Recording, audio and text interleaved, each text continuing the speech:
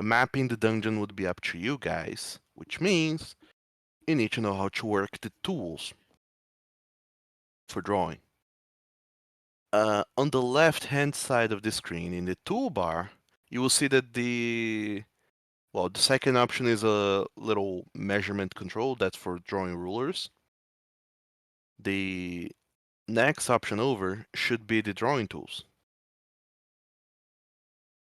For measuring rulers, you will choose whatever template you need, like circle, cone, or rectangle.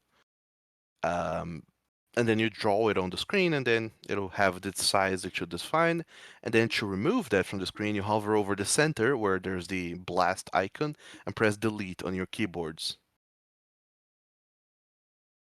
That will remove the measurement you have made, if you have made any. Just be warned that you need to be in the measurement tool to be able to mess around with the measurements. And once you're in there, you probably can move your token. And when you're in the token controls, you can't throw down measurements like those. So just something to keep in mind. Next up, there's a tool which should be a drawing pencil. Those are the drawing tools, and before you move on and start drawing willy-nilly, the pencil or the drawing tool, whichever one it is, will, by default, draw with whatever color you chose whenever you logged into the game. On the bottom left corner, you will see that there's a player list and everyone has a color. Whenever you draw, it will be drawn in that color. If you want to change the color that you're drawing in, one of the last tools there in the drawing tools is the little cog for configure drawing. If you click there, you can choose the different default for drawing and throwing text.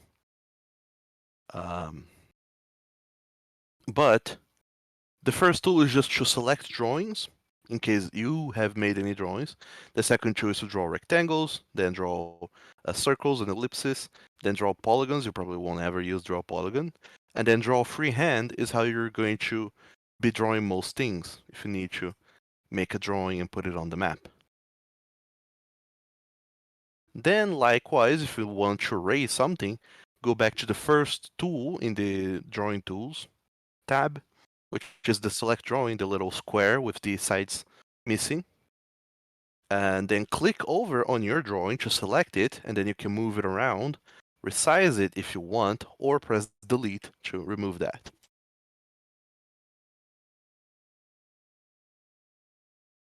Did everyone get that? Yep. Yes. Got all of it. Yep. All right then, great. So that's something we will need. You guys will need for the for drawing the map and keeping track of it in case you guys go and end up, filling up the dungeon map. How do I get rid of the rectangle again? The measuring tools, you have to be in the measuring tools, then hover the mouse over the circle, which is not the circle, the icon, which is the square with the little burst, the black square with white burst. Hover over that and press delete on your keyboard. Okay, thanks. Okay, that should do it. So, last time around in the session 0 that we had, we talked about a lot of things, but then at the end, we started to talk a wee tiny bit about the workings of the of what the game itself would be, and then we got to introduce the main characters of the plot.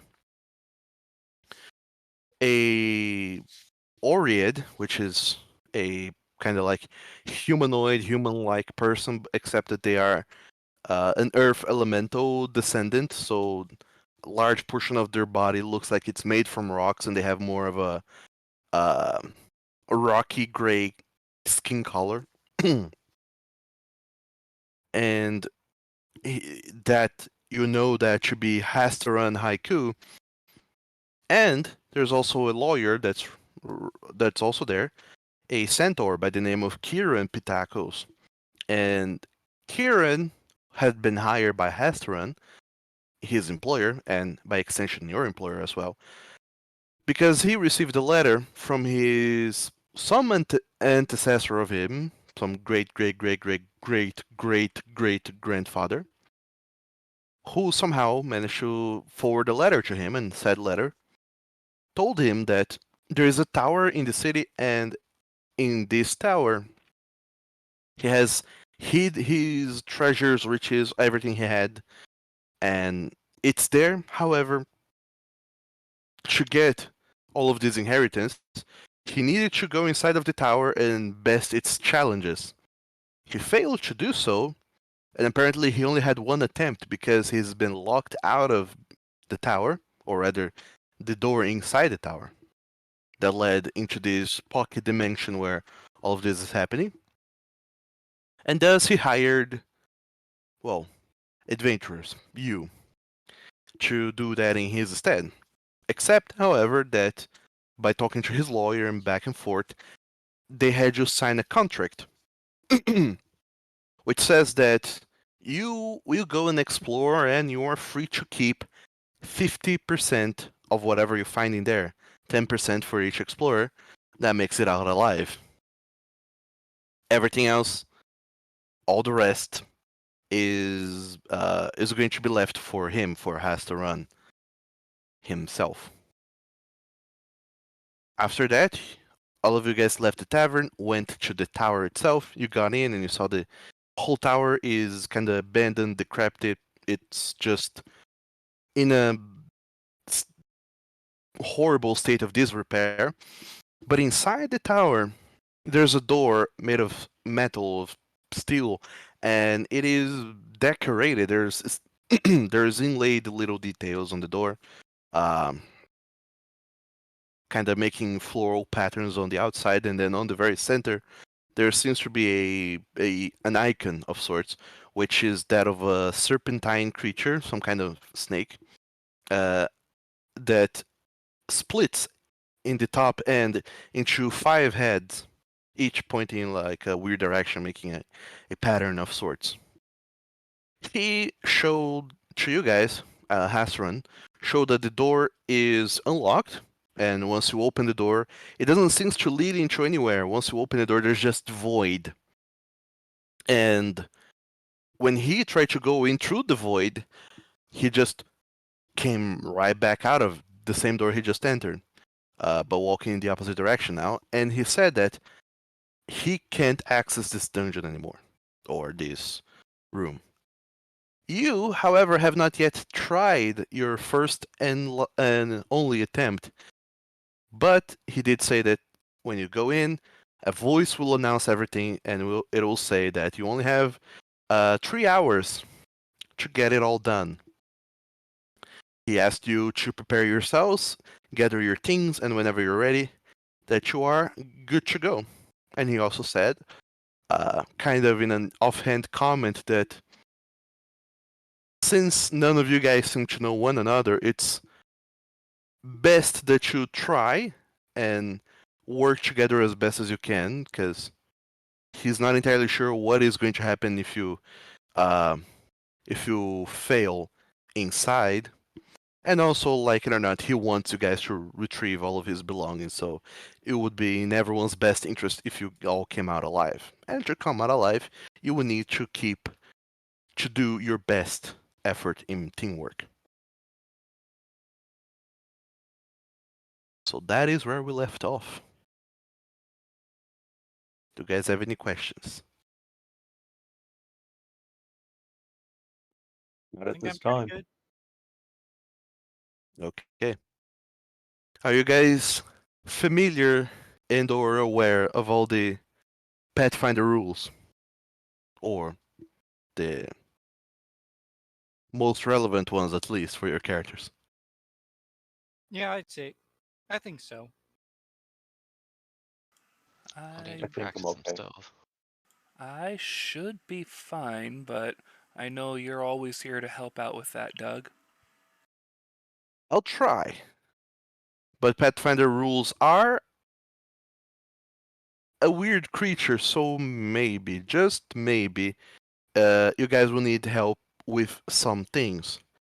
So much so, I'm going to post here on Discord for you guys a quick summary of the rules.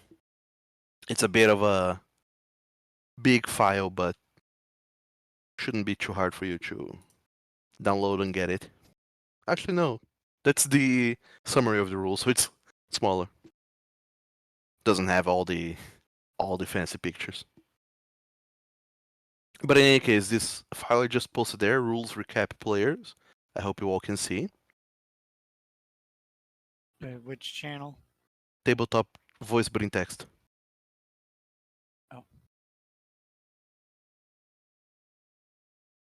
Ah, there we go.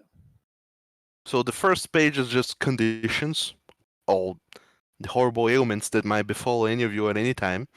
And the second page has some basics of basic actions you guys get to do or not, and how death and dying works, rules for terrain, cover, what you can do with your hero points, and yeah, that's pretty much it. All right, so with all of that in hand, with everyone prepared, with everyone primed and ready to go, Kieran Pitakos, he just stands there in the corner, looking all proper and formal in his lawyer suit, holding um, his little bag with all of his lawyering documents in there, his fancy fountain pen, and all of those other things that he had splayed on the table when you guys met them at the tavern. And Hasteron is just kind of there besides the door, just waiting for you guys to go in, but also kind of you can see that he's looking inside and his mind is elsewhere. He's just really thinking about, you know, the meaning of all of these, what there could be.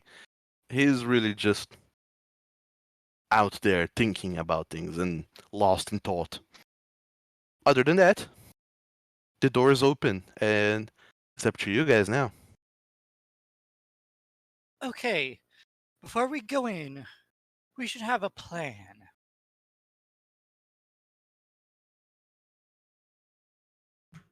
Can we Hello? make a plan Anyone? before we've seen what we're up against? Well, we know there are 4 open doors and 5th door that is locked. Each door has a puzzle. Last door probably open after other doors open. Yes, but should we split up and do each room one, or like one with 2? Or should we all go into each room together? We should looky before make a decision. Right, let's see Yes, how but it lays out. all right. I guess we're going in. Don't forget your equipment, like chalk.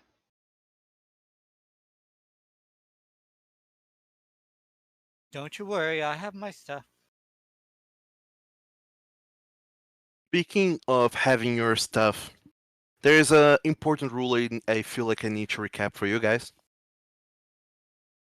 Some of you, or 3 out of the 5 of you, are spellcasters, and as such, you have something called focus spells.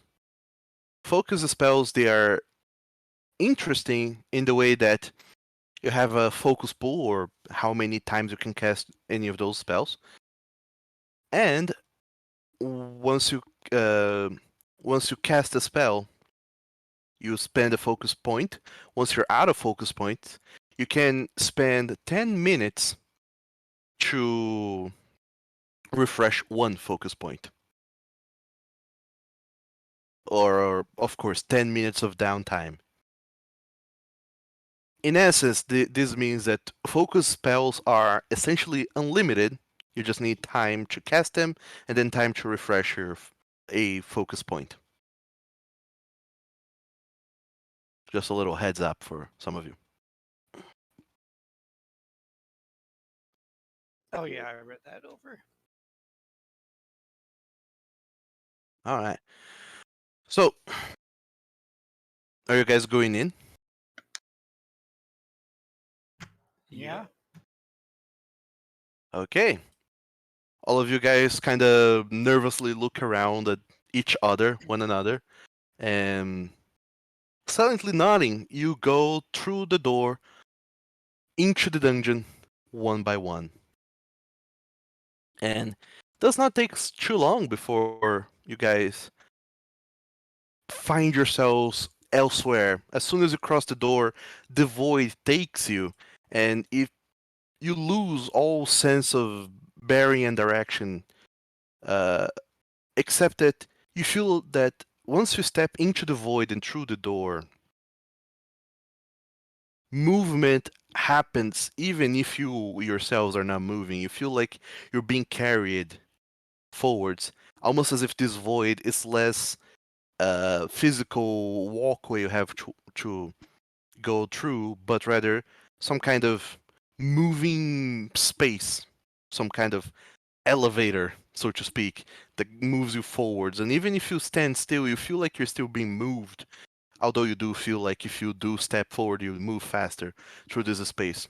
And you're not particularly sure where exactly you're going, but it doesn't take too long, about like half a minute of walking forwards into this sort of dark, inky void before you see some kind of light ahead of you. And essentially, in a very short while, you cross that light, and that light is nothing more than the threshold of a door. And once you cross this threshold of a door, you all find yourselves inside another room. This room is, as it turns out, the room that Has to Run Haiku has described to you guys before. It is a large room, not quite rectangular, but also not quite round. It feels more like a hexagon or an octagon. It kind of doesn't feel 100% formful. Feels like it's shaping and shifting a little bit, but some details never change, no matter how much the walls seems to shift back and forth and around. What does not change is the fact that in the middle of this room there is a statue of a creature, a serpentine creature, that coils up in its long serpentine body, and up at the top you see 5 heads, all looking down and around it. You see that to the right of where you guys came in through, there are 2 doors, a purple door and a blue door. To the left, there are 2 doors, a red door and a green door. Behind you guys, there's a door, steel frame, and you do see that the door is open, and the door itself is exactly the same as it was back in the towers. The steel door, details all around it, and in the center inlaid with an icon of that same serpentine creature that you see here in the middle in front of you, uh, in as this statue. And beyond the statue on the other side, you do see a door that is a silver door. And like the other doors, the silver door, even at a glance, even from this distance, you can see that the silver door does not have a handle. And once all 5 of you go in through the door, the threshold of light, the door behind you closes. And as soon as that door closes, all of you hear this reverberating voice all around where you guys are. It doesn't seem to be coming from any one specific place, but also seems to be coming from just everywhere in the room. No matter where you look, no matter how and where you turn your head, this voice permeates the air completely. Welcome to my former venerable headquarters. There is a challenge within. Should you prove adequate and uncover the secret of the Hydra, you will be rewarded for your wits and mettle. You have 3 hours. Don't tarry, for your time starts now. The voice goes quiet, and you get the sense that it's up to you guys now. Well, I'm going through the blue door. I was thinking I would do a quick check of the green door. I was gonna check out the statue, see if any of the heads are looking any particular direction, see if there's anything fun with the scales of the statue. So, the two of you, Old Spruce and whoever else spoke, I didn't recognize the voice. You check the doors, the blue and the green. They open, and once you open the door, they open simply. But they also lead into the same inky darkness void as the one that you used to coming through here. So you get the sense it does lead to somewhere, but you just can't see where that somewhere is as it is right now. And Rook, when you move to the statue, you can clearly and very easily see there are inscriptions on the bottom of this statue, and this inscription reads very clearly, "The Hydra hungers for what was lost, or something of equivalent taste." And you can see that each head of the Hydra is looking towards one of the many doors. So there's one head looking at the silver, one looking at the green, one looking at the blue, one looking at the red, and one looking at the purple. So 5 heads total.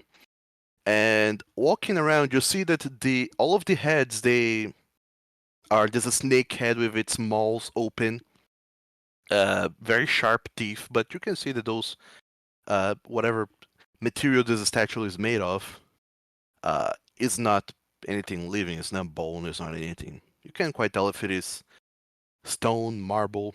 It's some manner of material. But you prefer not to risk getting cut in those sharp fangs just as of yet. Walking around, you can see that all of those mouths are empty, except for that of the one that is looking towards the silver door. That maw, you can see that inside of it there is a jewel.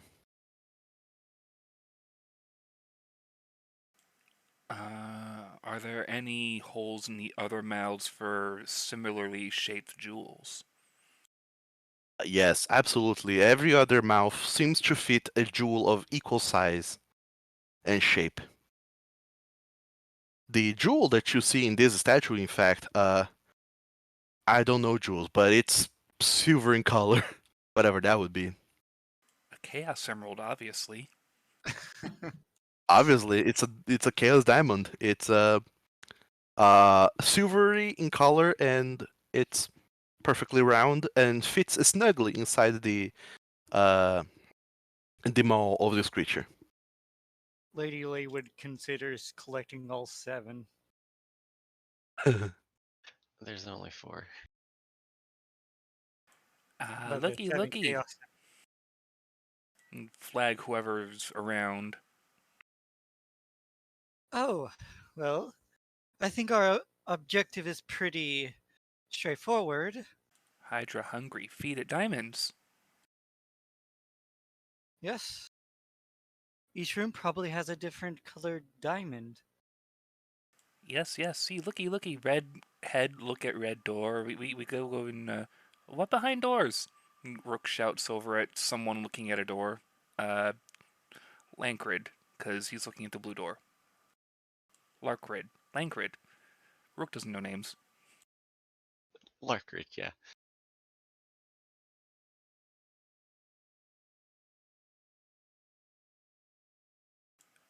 Kobold, Larkrid. Behind door. I was planning going through the blue door, because my own color after all. What's inside the room? I figured Just that's pitch black the... on my side. Oh dear, it's like the entrance to here. Okay. I guess we take a leap of faith into one of the doors. Yeah, no splitty splitty. Stay together.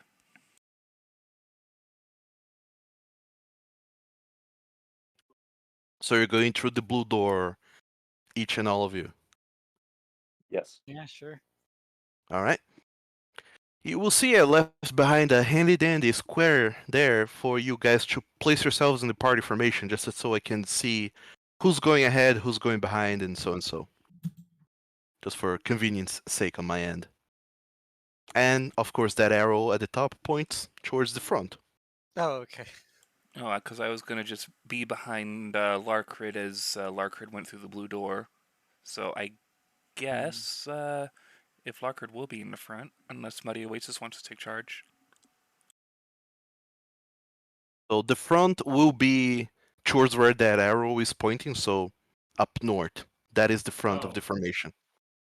Oh, I see. Yeah. Yeah, so whoever's in front, Rook is gonna be right behind. There is no grid on this map, by the way, so your tokens are just gonna be willy-nilly. All over the place. That suits Rook just fine. So what I gather from that is that Muddy Oasis is leading in the front, Old Spruce is in the back, and everyone else is in the middle, right? Yeah, Rook is gonna be like right up Muddy Oasis's butt. Not literally, but like uncomfortably close. You Fair enough. probably shouldn't get that too close to people. Psst. Nose are I smelly. can create some lights. Do you want me to send those ahead? I think it's Dancing lights. I think it's like the entrance into the whole dungeon thing. So we can't even see it if you put lights through it. Maybe need light when we go in. I'll get it ready. Okay, that works. So you guys are going through the blue door, right? Blue Yep. door for Blue Kobold. All right. Same thing happens. You cross the threshold of the door, void, darkness, inky void. Not a lot you can see. Even those of you who can see in the dark find yourselves almost completely blinded. The only things you can see really is the shine of the door behind you that you just came in from. And once you step in through the door, you feel like you're being carried away from this door and towards the next, whatever that is. And of course, you feel like this movement is just kind of nudging you forwards.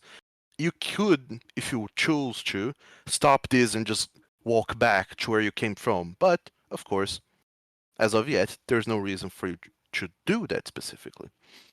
So you just let the movement carry you, turn your focus to wherever the movement is leading you towards, and carry on in that direction, keeping your formation, not trying to make sure you don't lose each other. And although there is this darkness, this void all around you, you can still very clearly see one another. So it's not like there's no light. There's just nothing in this void, except for you guys as you traverse towards. And you do feel like a minute goes by as you traverse this corridor and find yourselves in another room. Just as you cross the threshold of the door, temperature drops horrendously. It's frigid in this room. Inside, you notice that you're standing on a wooden deck, a platform, just outside of this door. And when you look around to take in this room for what it is, you notice a few things. First, this room is square, a square room. This deck on this door is just around the door itself, so there's not a whole lot of space for you guys to be there. You see to your left, there's another wall. In this wall, there's a door. And that seems to be the only other door in this room. And on the opposite corner, to the far end and to the right of this room, you see another wooden deck smack dab in the corner, and you do see some kind of shine coming from that corner, and you see what looks to be like a chest of some kind, wooden box chest like thing on top of this wooden deck. However, between you in this deck, the deck to the left in this other door, and this other deck very far away in the opposite end of the room is just a lake of water. The entirety of the floor of the room is filled with water. And not only that, but floating atop the water, you see ice caps. Sort of little slits of ice are just floating around and kind of bouncing against one another in this room that is absolutely frigid. While Lady Laywood is clearly shivering, she's practically looking at awe at this whole room. What kind of magic could have made this place? Oh, possibilities. I don't know, but I want to examine the water while we still have time. Okay, so you're just dipping your hand into the water, right? More like hovering my face at it. Hovering your face over the water? Yes. Okay. It seems to be just water. You can see the bottom, and the bottom is not too far down, about like 10 feet. Enough to submerge any one of you who can't swim, but there doesn't seem to be anything weird at the bottom. In fact, the whole room is very well lit. You can see pretty much everywhere. There's no hidden dark corners anywhere. You can just see the bottom of the room underneath 10 feet of water, and the water itself is transparent. Doesn't Anything, have any. Go on. anything swimming around in the water since we can clearly see through it? Nope. Just those sheets of ice that are floating around.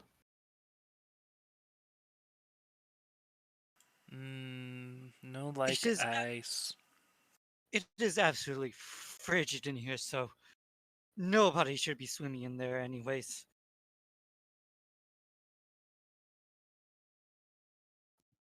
Definitely recommend staying out of the water. Hypothermia will kill you guys.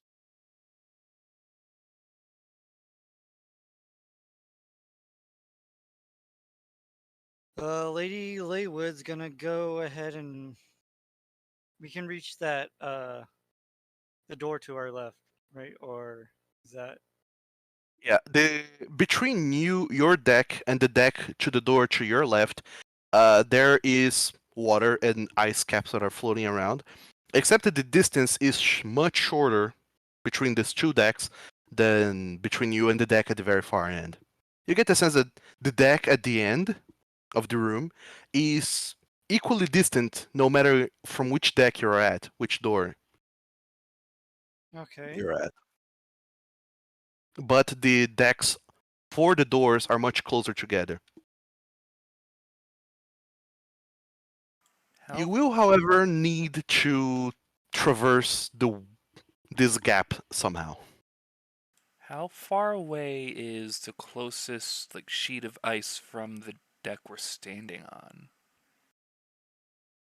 Not particularly far, about like 5 feet, easily jumpable. And since we can see through the water, it doesn't look like it's paper thin, right? No, they look thick enough to support the weight of at least some 3 persons. Even more, maybe. So well, some of you are a little bit on the light side, anyways. I suppose our objective here is pretty clear. We jump across the ice caps. Yeah, open box, maybe diamond to feed Hydra. That could be.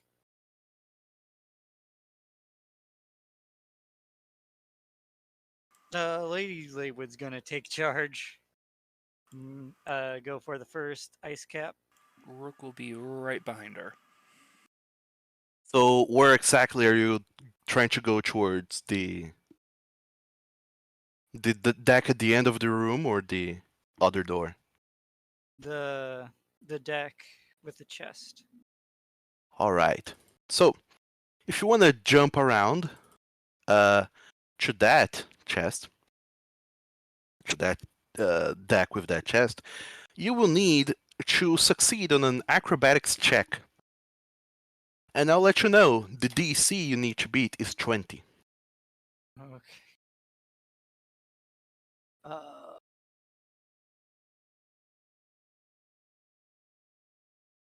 Because you get the sense that while these ice caps are floating around and about on their own, they're not gonna stand still once you jump onto them. They're going to start to glide around, and also they're made of ice. They are slippery, so you will need to get a lot of control and deliberation in how you're going to jump across from one to another to get to that deck. They're close enough together that you can jump around easily enough. The biggest problem really is slipping. Right. Okay. I don't suppose being a skyborn Tengu will help me land easier. Do you have any abilities that helps you with that? I, Can you They're fly? not quite fly, but I know there's something that would slow my fall. It's not currently listed, but I definitely have that. It's not like a where is that? If it were to be a thing, it would be a feat, I would say. okay. So athletics. Oh yeah, no, it's in your heritage. It says you take no damage from falling, regardless of the distance you fall. That's it. So I guess that's not going to come into play here. Okay.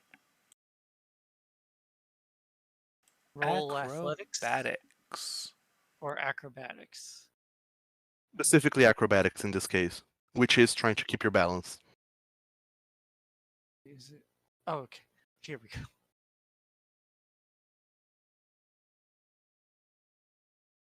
So I take it only Rook and Lady Laywood are trying to skip across? Yeah, at the moment, at least.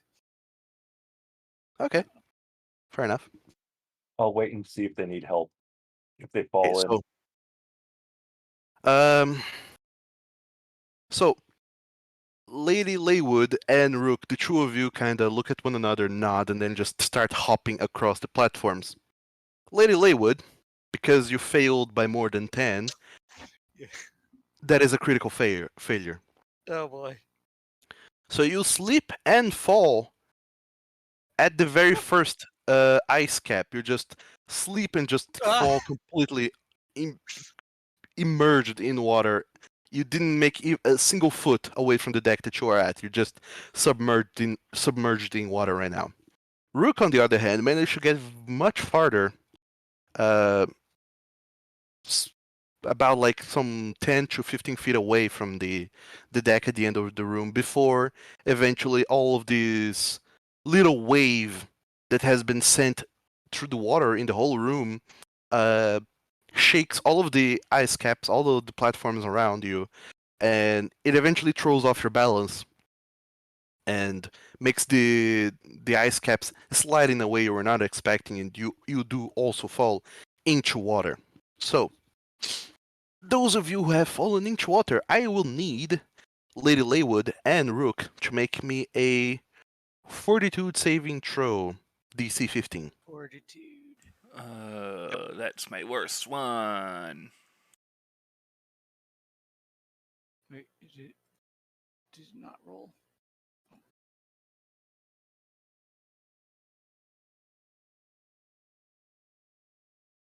Oh wow. Okay. Both of you succeed your fortitude saving throw. You manage to, Lady Laywood, I imagine you just climb out of the water as soon as you can, and you're good. Same with you, Rook. You're still kind of stranded there. Um, I imagine you swim the rest of the distance towards the platform.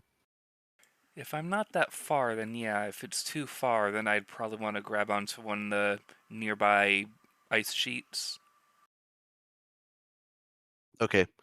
Uh, by the way, just because of how ice sheets work, climbing onto them when you're in water it's nigh impossible. You need to swim to one of the decks, and you're closer to the treasure deck.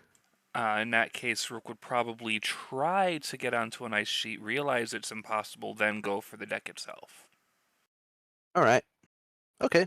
So because you're swimming, I'll need an athletics check from you.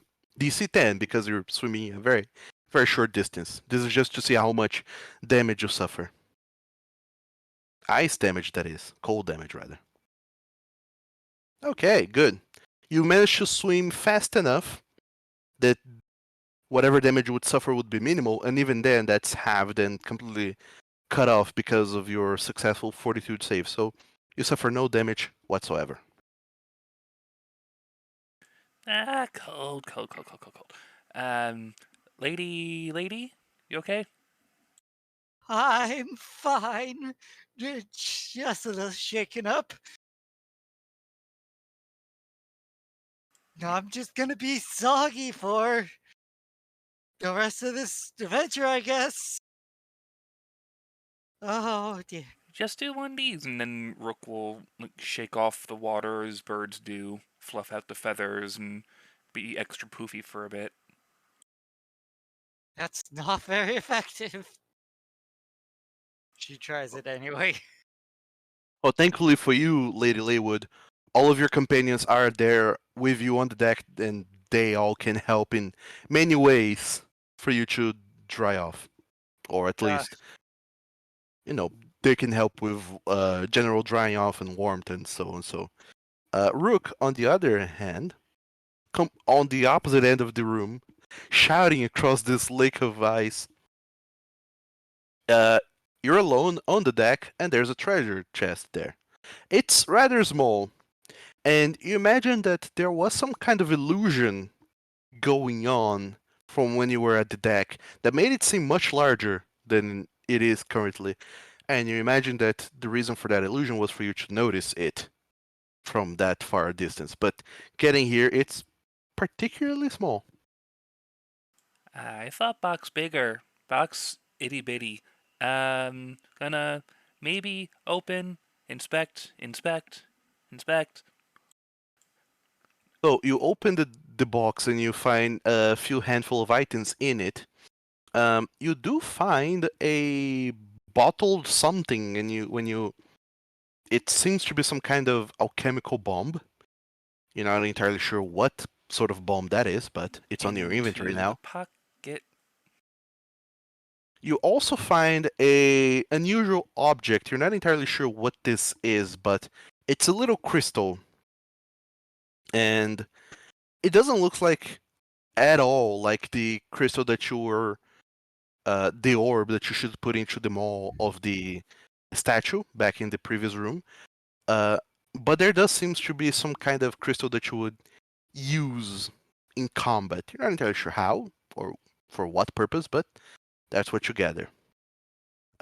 You also find a blue-colored key.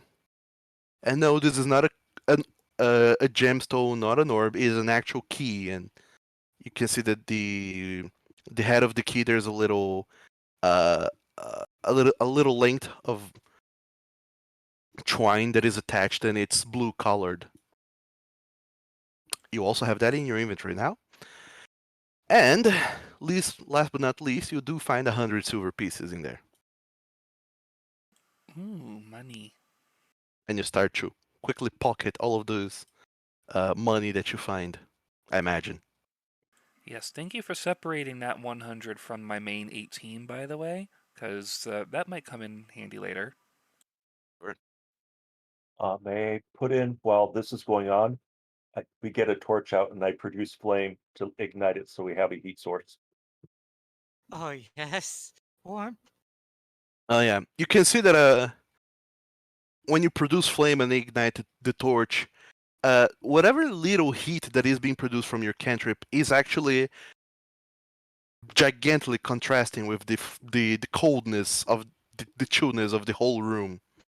It's not that these exist in this world as it is, but it's almost like you guys walked into a freezer. Oh, no. And it'll take a little bit of time, but you imagine that until Rook makes his way back or to the next door or whatever, it will give you guys time to dry up a little bit. And should that not be enough, you imagine that as soon as you're back to the previous room or into other rooms, the temperature might be different. I shout Which at Rook if he's done. Did you get the crystal? I got something. I'm gonna wave around the unusual crystalline object so they can see it. Also found key. Key blue. Is there a blue door in here? Don't know, but let's go check the other door before we go back. Okay, so on the platform I'm standing on the opposite end of the room, are there any doors that are nearby? No, the only doors that you can see is the one that you all came from, where all of your companions are still standing next to, in that deck they're in, and the other deck, from your perspective, Rook, to the right of them, there's a wall, and in that wall there's a wooden deck, and there is a door. However, it's much more distant from you now than it was before. And I don't suppose that door is blue at the moment? No, it seems like just an ordinary door. In fact, much to your surprise, considering that all of the other doors were metallic in some way, this door is made of wood. Because what was colored wasn't the door themselves, but rather the threshold of the door. All of the doors were made of the same steel metal as the door that you used to come into the first room. We go looky that door?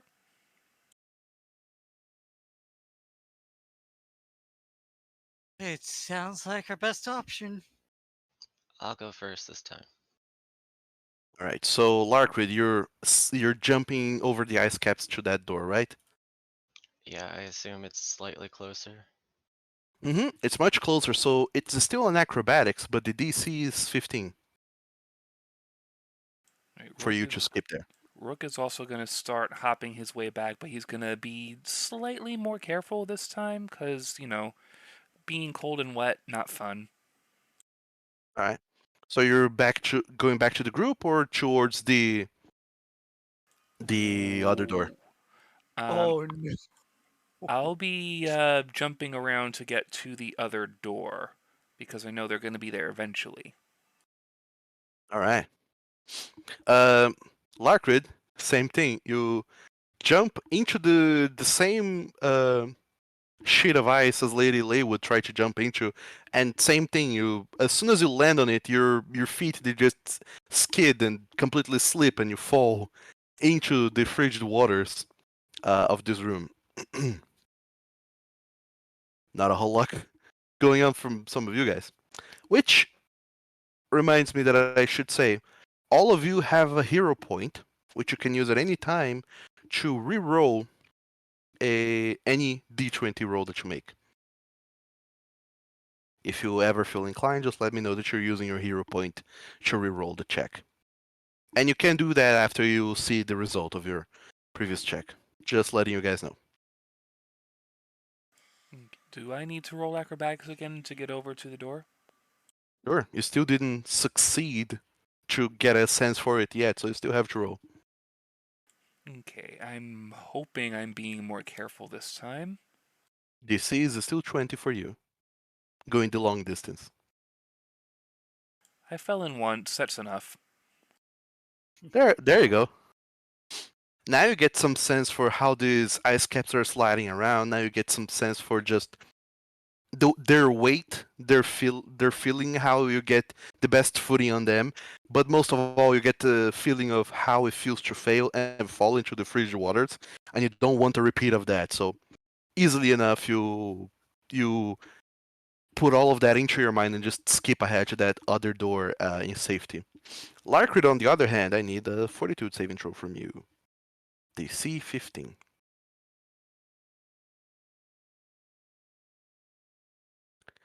That will be a failure. So, eventually, both you climb out of the water, and your companions they help you by pulling you up. Once again, Old Spruce is at the ready with a torch and produce flame. However, since you failed, you will be fatigued for 1 hour. I get my Jesus, blanket an out hour? in addition to the torch to help him out. Sure. So fatigued gives you a -1 to your AC and saving throws. An hour, impressive though. Yep. You did, unfortunately, you kind of got lost underwater. You got turned around, and then you had to just figure out where was up and left and down and everywhere before you actually managed to find your bearings underwater and then swim back up, and then until you got rescued from by your peers. Uh, it was worse than when Lady Laywood took her fall. I imagine also that to some degree being a scaly creature doesn't help. Or does. I don't know. In any case, you failed the fortitude saving throw. So all four of Meanwhile, you are back in that deck, and Rook, you're in the other deck next to the other still an open door. yeah, Rook has just been taking his time hopping across these ice caps. He thinks he's gonna meet his friends at the other side because, it's easy by now to hop these things. He gets there, hey, I'm here. Wait, where everyone? Wait, why are you all back there? Anyone else want to go after the bird? So is he still way out in the distance? I'm closer now. I'm by the other door. Yeah, he's Yeah. by the other door. That's closer than the one with the chest. Yeah. It's much closer, but you still have to skip across ice caps to get to that door. Unless you guys came up with some other solution to crossing this gap. Does anyone have anything we could use as a paddle? How far is the ice cap? Oh, close enough, like 5 feet ish. Oh, okay. It's far enough that you could jump to it. Uh, and depending on what you have, you could reach it. Is anybody really good with thrown weapons? I have 4 javelins, and we could tie ropes to them. I can throw things. Rook waves from the other platform. I Oh, good. technically can't. Stay there, Rook, while we throw the javelins to you. Oh no.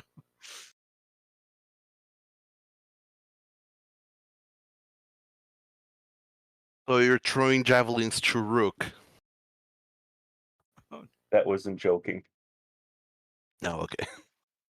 No, but I mean, what are you guys doing exactly?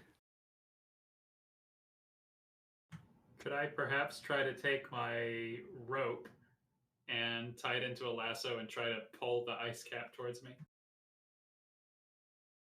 Or fair enough. I mean, wouldn't be particularly hard to not even make a lasso, but just tie something hard to the end of the rope and kind of throw that as some kind of makeshift grappling hook. And then land it on the other side of the ice cap and then start pulling to cause it to come your way. I have climbing kit.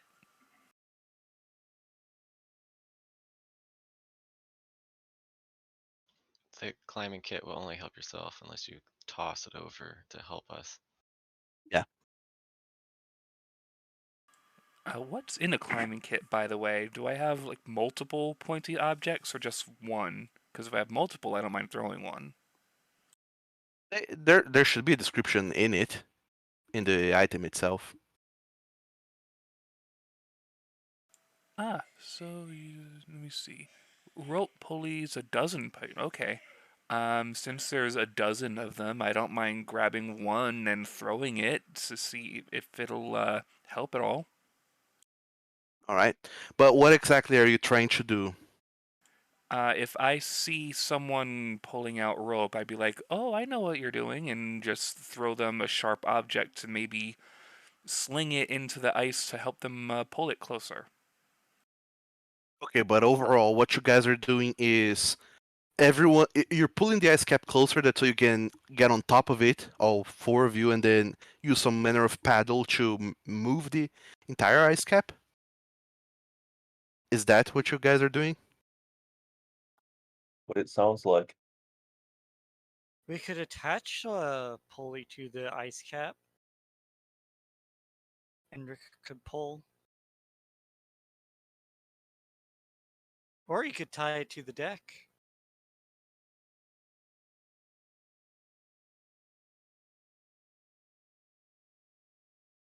So you guys want to make a bridge or turn the ice into a moving platform that's controlled by you guys?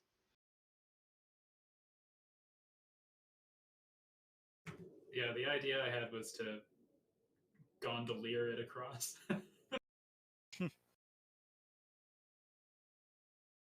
I mean, pretty much all of these ideas are doable. I just need to know what you guys are doing exactly.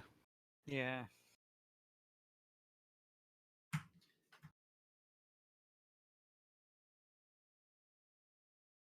Are we gonna do the pulley? Okay. So the pulley is in that you tie ends of the rope to each deck, and then use that rope to move the ice cap around back and forth. Is that how is it going? Yes, turning the ice into a platform that we then use to stand on with some fasten and use the rope to pull or push. Okay. As in like turn the ice into a mini boat-ish thing. All right. That's easy enough to do, I suppose. I just need one of you guys on from the deck with four people. So, Lady Laywood, Larkrid, Old Spruce, or Modi Oasis. One of you to make me a craft check just to see how long you guys take on this. That's not my specialty.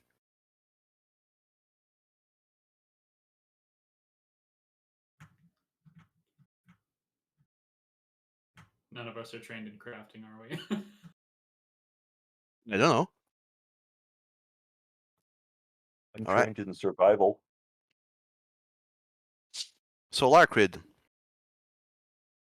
you fetch your the pythons. I imagine that Rook throws some to you or something. You manage to get them across somehow. Throwing things across is not particularly hard. You're just having land on the deck. So the pythons are thrown across. You tie one end of the rope here. Rook ties the other end of the rope there, fastening it, securing it using the pythons onto the deck and onto the ice cap itself in some way, shape, or form, I imagine. And you do lose yourselves one rope because I imagine you're leaving this system built in here, but it takes you guys pretty much nothing more than just 5 minutes to get this whole system fashioned. And by the time you make this pulley system with the ice cap to cross between decks, just these two decks though, once everyone is on the other end, you get the sense that half an hour has passed by already since you entered the entire dungeon. Okay, let's hurry up.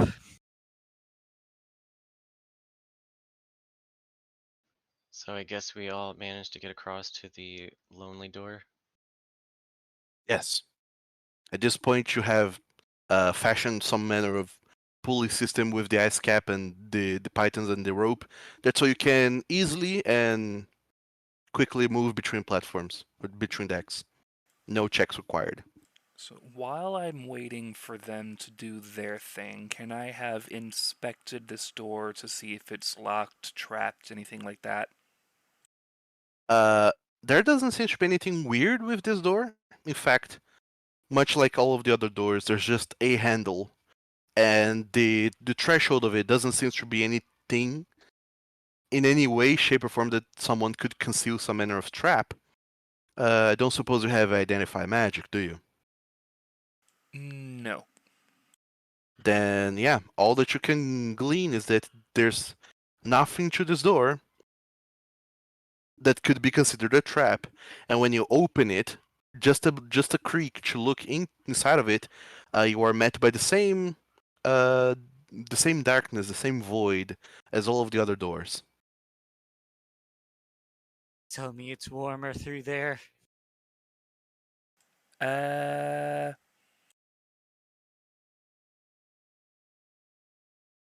You can't tell. It's just in the void. It's particularly tricky to feel anything. There's no feelings in the void itself, but you are still inside this room, and all the climate you're feeling is the climate from this room itself. yeah, so I guess what we're going to do is just open the door to show the same old inky black void.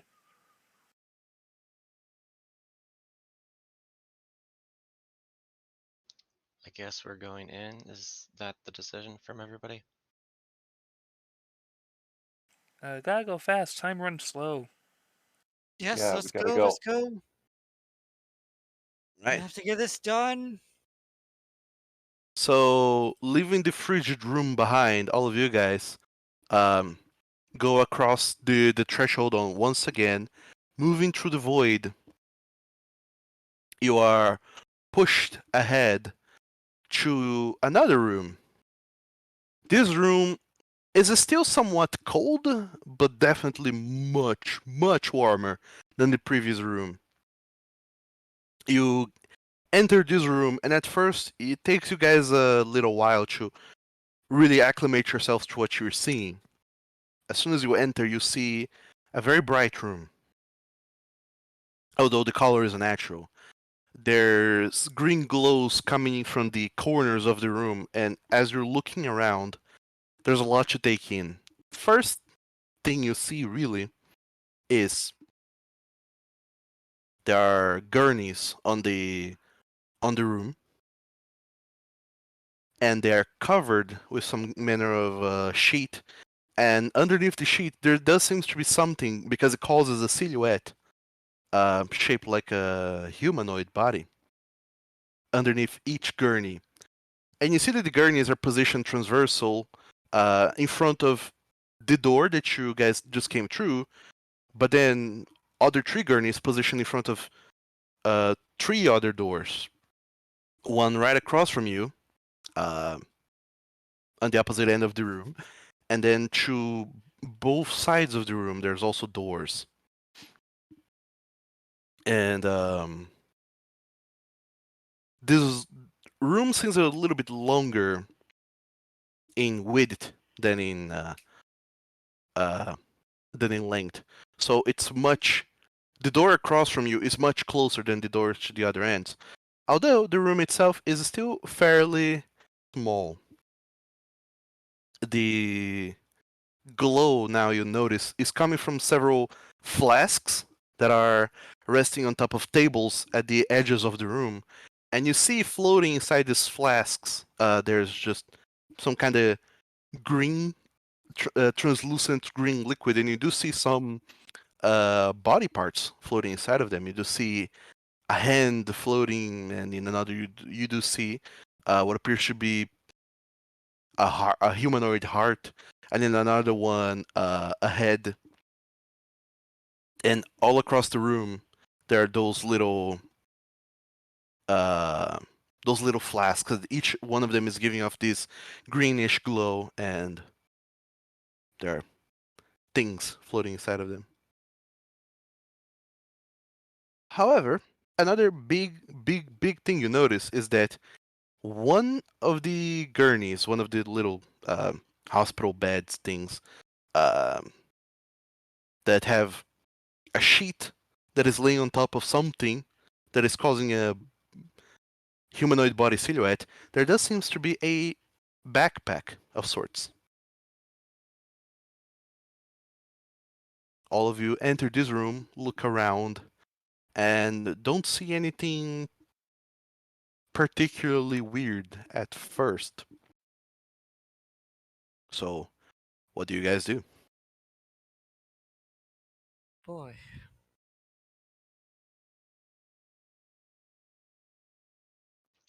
Just to double Well, check, there's multiple bodies. yeah, Yes, I'm trained there are in 4. medicine, and I'll peek under the cloths and see what's there. You're going to go and peek under the The sheets. cloths, yeah, the cloths on the gurneys. All right, you slowly but surely go to each one of them and pull up the cloth to see there underneath them. There's only wooden mannequins, and all of these wooden mannequins, they are just there. There's nothing weird to them. There's nothing really engraved. There's nothing that jumps as odd at you, except for one of the mannequins, the one on the table that has the backpack.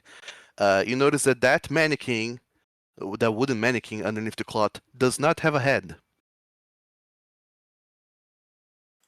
Oh. This is extremely unsettling. I guess I can do a perception check to look around even more carefully for a head. What about that head? And points to the jar over there. Uh, you do go up to the jars and you watch them closely, and you do see that some of them do have heads just floating inside, but those heads in those jars, uh, they are actual heads from actual creatures, and not at all wooden heads. Maybe not these heads. Did someone check the backpack yet?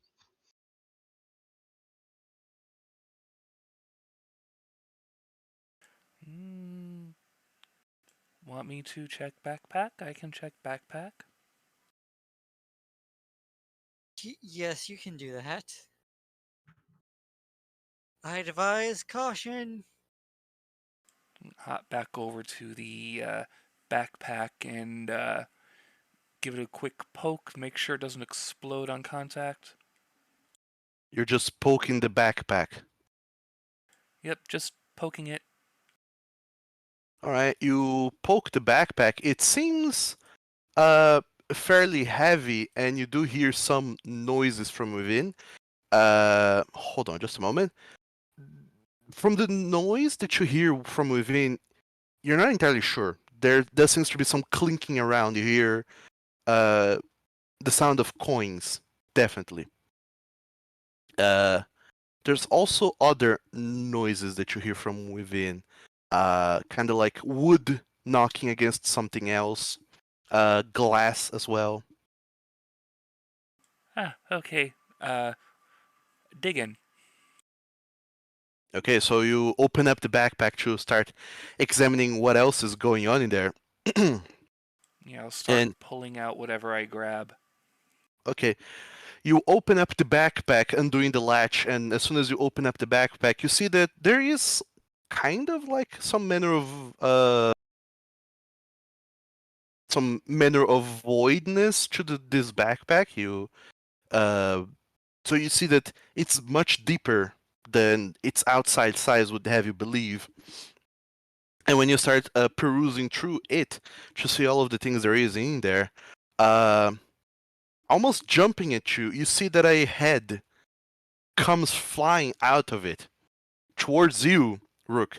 And all you have time to do is kind of dodge out of the way before this head just flies out of the backpack, looks around, and lets out a shriek at all of you guys. And as this shriek just echoes, all of these flasks with translucent liquid around the entirety of the room, they just start breaking, kind of almost exploding as the shriek resonates.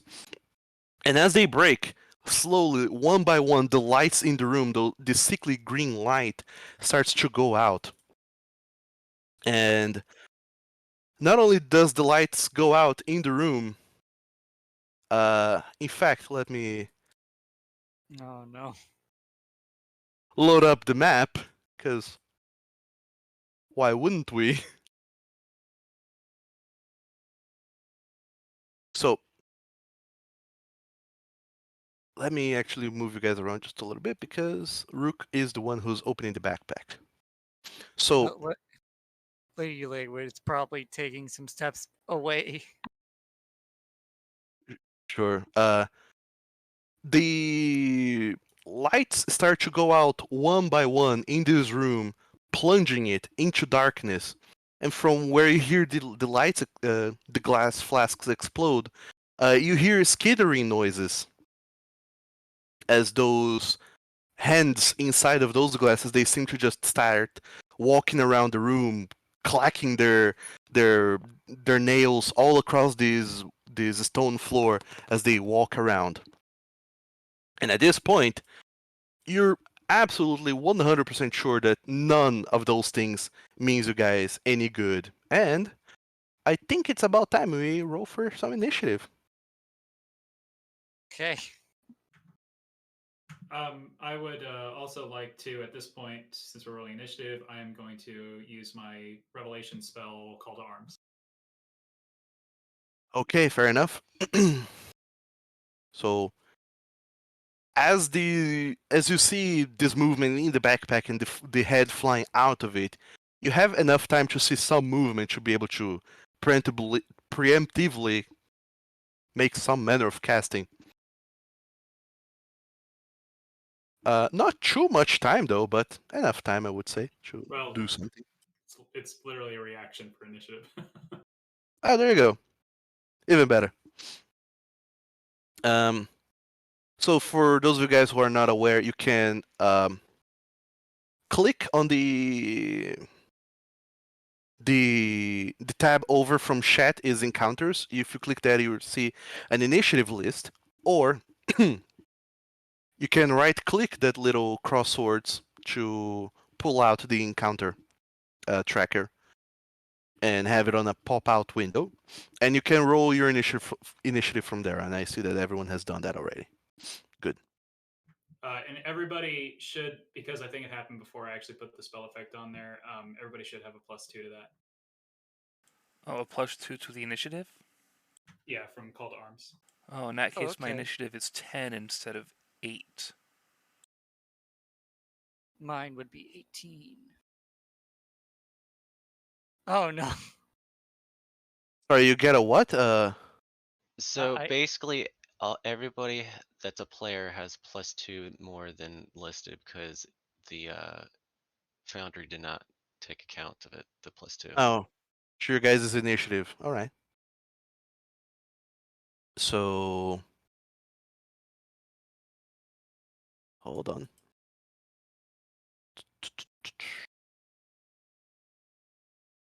Your initiative for Old Spruce should be 28. For Muddy Oasis should be 24.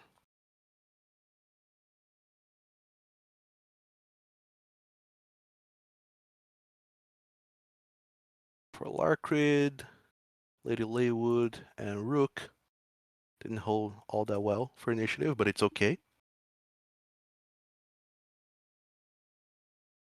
Alright, I updated everyone's initiatives. I don't think anything moved in the initiative order, except now Old Spruce gets to go first. If I'm not mistaken. Sounds about right. Alright. That's what it looks like. Yeah, I think Lady Laywood goes ahead of that animated blade that's listed, but that's the only real shift. Yeah, Other than Old it's Spruce. already changed. Yeah, it updates live. All right, so Old Spruce, you are actually getting to go first. So, what are you doing?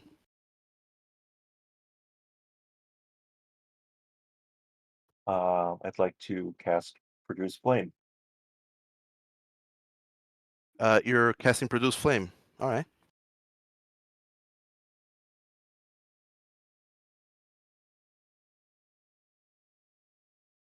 Tell me about it. I just popped it up. Okay, so here's a thing about Foundry that you guys need to know. Since that is an attack that you're going to be making, you will need a target, whoever the target is.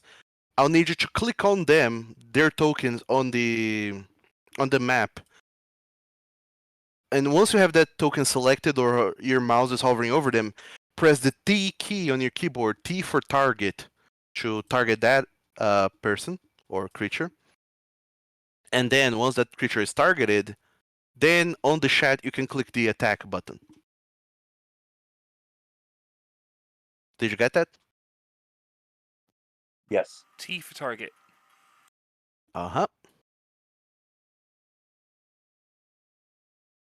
So once you have someone targeted, you can press the attack and let's see some dice flying. You might see that in the chat, your spell has been cast there. There's a few buttons. It describes what the spell does, and at the bottom there's an attack button for your spell.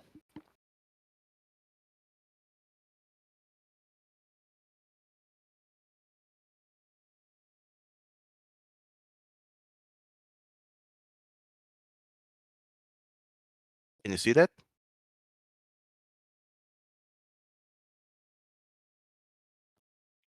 I see it, but my screen Second not nat 1 of the night. Sorry, what did you say, Wolf? my screen is just black. I see the dice. I see the combat tracker. I see everything except the map. Yeah, that's because you don't have dark vision. Yeah, I'm just a low lighter. Yep. Well, I have low light and I can see. Everything's just grayed out for me. Wait, did we still have that torch for a while ago? Good question. Do you guys still have that torch from a while ago? Lady Laywood probably still has it on. There should Alright, be fair enough. two. Yeah, one. Landcrit probably has it, unless he put it out. Someone else lit it up. I did not want the torch because I can see in the dark. Then I'll be All carrying right, it. then Laywood probably still has it on. Alright, so Lady Laywood, you are carrying a torch and you have it lit. And who else has the other torch? No, Old Spruce.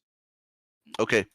So Lady Laywood and Old Spruce, both of you have a torch, a lit torch in your hands. So one of your hands is occupied with a torch. Yep. So that'll cause you guys to illuminate the room around you somewhat, providing vision to some, which I think is enough to light up pretty much the entire room. Wolf, Nice. can you see the map now? Yay, I have sight. Okay, there you go. So you attack that crawling hand that is trying to hide under one of the tables on the corner, but unfortunately that is going to be a miss with that natural one, unless you're spending a hero point to No, I'm reroll. good. Okay, fair enough. So that attack will miss. And I believe that those are 2 actions. You should have 1 action left.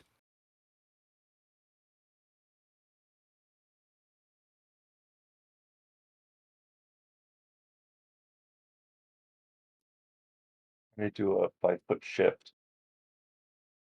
Come again? He's going to do a 5-foot step. Oh, okay.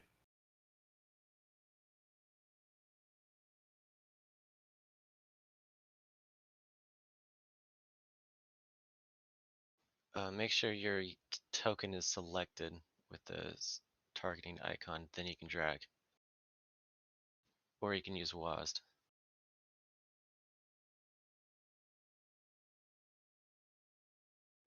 All right. Appreciate it. So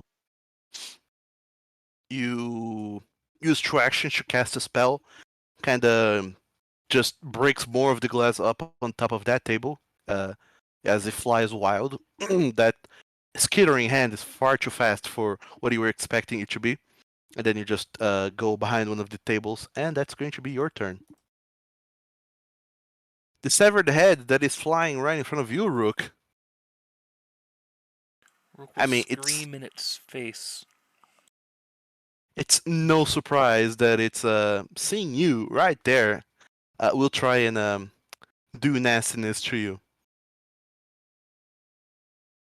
So, the first thing it will try and do, as it's flying up in the air, is kind of take a diving leap towards you and try and bite you, Rook. Uh-huh. So, I have this nifty thing called Nimble Dodge. That's a reaction now. So... Oh, 14's not gonna hit me anyway. Never mind. Okay, now reminding you then. And so since it misses with the first bite as it tries to fly to you, you just dodge out of the way. It kind of makes a fly back and tries to bite you on the way back again. And will also miss you. Lucky you. That gosh darn multiple attack penalty bonus. Oh no. Yep. It Yeah. can be a real downer. And then it's going to fly away. Using all of its flying speed of 15 to go over there. And actually, no, flying speed is 25. The hell am I saying? Up to the corner of the room, and that'll be that. The Severhead's turn. Okay, now I know this isn't D&D 5e, but is there like a reaction I can do if the thing's flying away from me? Do you have anything in your character sheet that says you have a reaction? Other than that nimble dodge thing, no. I was just asking if attacks of opportunity were a thing, or am I thinking of something totally different? Attacks of opportunity are only a thing if you are a fighter or if you have taken the attack of opportunity feat as another martial class. Ah, okay, gotcha. Good to know. So no, you have nothing you can do. The head just flies away. I'll still scream at it. That's fair. So the other crawling hand from where it is going to skitter towards you, Lady Laywood. And it's yes. Lady Laywood lets out a loud shriek as she sees this severed hand crawl towards her. So you just see the kiki as the nails just clack on the floor as it runs towards you. And it's going to try and hit you with all of its evilness. And that evilness even. So Lady Laywood, that'll be a 19. I believe that hits. Yeah, that hits. Alright. So you are hit. You will be suffering some damage as a result. That'll be 2 points of damage. I believe you still remember how to take out a hit point from your token, right? Ah, yes. There we go. How much damage again? 2. 2. There we go. If you need to recap, if any of you guys need to recap anything, it's on chat. It should show you the latest rolls. And next up, the hand, just because it is going to use another action since it managed to hit you to grab you. Oh no. So, Lady Laywood, you are currently grabbed, and you're not just grabbed as by the hand. It's not just kind of holding onto your leg, but as it runs up to you and scratches you, then you just feel it climbing up your body really quickly and holds you, grabs you by the neck, kind of choking you. So Oh no. if you are going to have difficulty speaking, and if you're going to do any kind of action that has the verbal trait, you need to spend an additional action, as talking Ooh. is much more difficult. So casting spells should be a little bit harder. Muddy Oh, Oasis, it's your turn now. All of her spells have the vocal. Okay, first thing I'm going to do is raise my weapon up high and cast Weapon Surge. Alright, there you go. And that actually advances my curse, so hang on, let me put it on myself. Uh-huh. By the way, with the weapon surge, you see that it popped up in chat. Where it says their spell effect, weapon surge, you can click and drag the spell effect into your character token to enable the effect.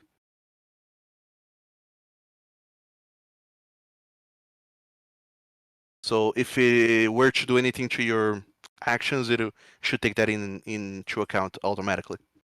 Yep.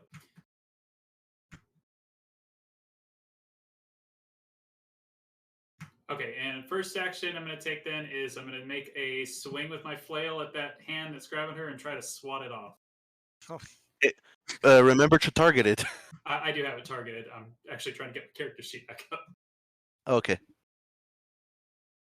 Handy dandy thing with that character sheet, once you have it open and not popped out, if you double click the top in the gray bar, it'll minimize to just your thing on the screen. You double click it again, it'll expand. Yeah, I accidentally closed it. Ah, okay, yeah. Can't help you with closing it. Your character sheet is closed. You can just press the C key for character in your keyboard, and it'll bring that back up. Oh, Foundry, all your little doodads and secrets. All right. So Muddy Oasis, not only do you hit, but you hit by more than 10, so that's a critical hit. Oh boy. That's a lot. Pardon my French, but that's a shitload of damage. Yeah. For a level 1. Yeah. Right. So, you just see this hand grasping Lady Laywood's neck, and you, with a impeccable aiming, just kind of swat it out of her neck. Because boy, does it die? As you just kind of crush it and just make it explode into smithereens, and bones, fingers just go flying, digits all over the ground as the crawling hand is no more. Lady Laywood, you're no longer grabbed. Yay. Love that blood splatter. And Muddy Oasis, you should have one more action, I believe. I do have one more action. Let's see, who's coming up in the initiative after me here? Larkrid. Okay. If I ready something, is that 2 actions or 1? 2 actions to ready, and then reaction to use it. Okay, that's what I thought. Yeah, so I can't do it. In that case, I'm going to stay put and cast Shield on myself. All right, it should one action. Shield is 1 action. Oh damn. Okay, there you go.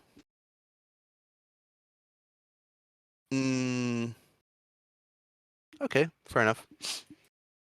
Next up is Larkrid. You're still fatigued from the cold, but you're being attacked by crawlies. What do you do?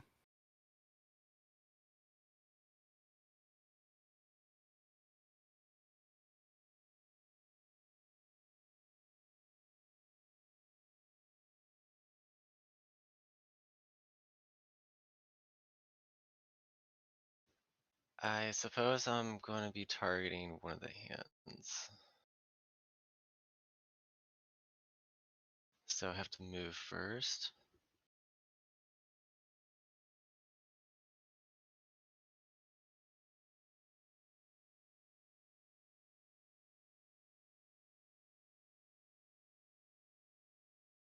All right, so Then I'm one just gonna, action to move. And then I'm going to use a twin takedown.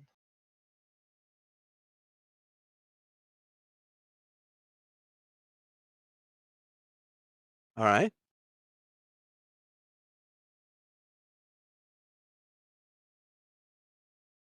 Um, Not sure why it's not doing the 2 extra I- attacks.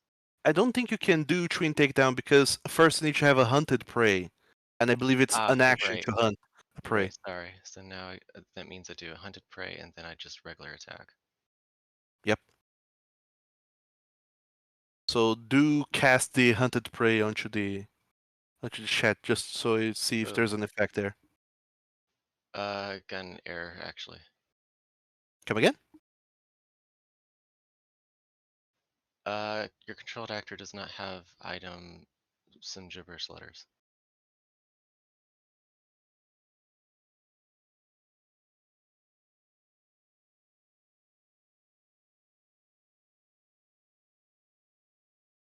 Huh, weird. Can you attack it though by clicking the strike button with one of your weapons?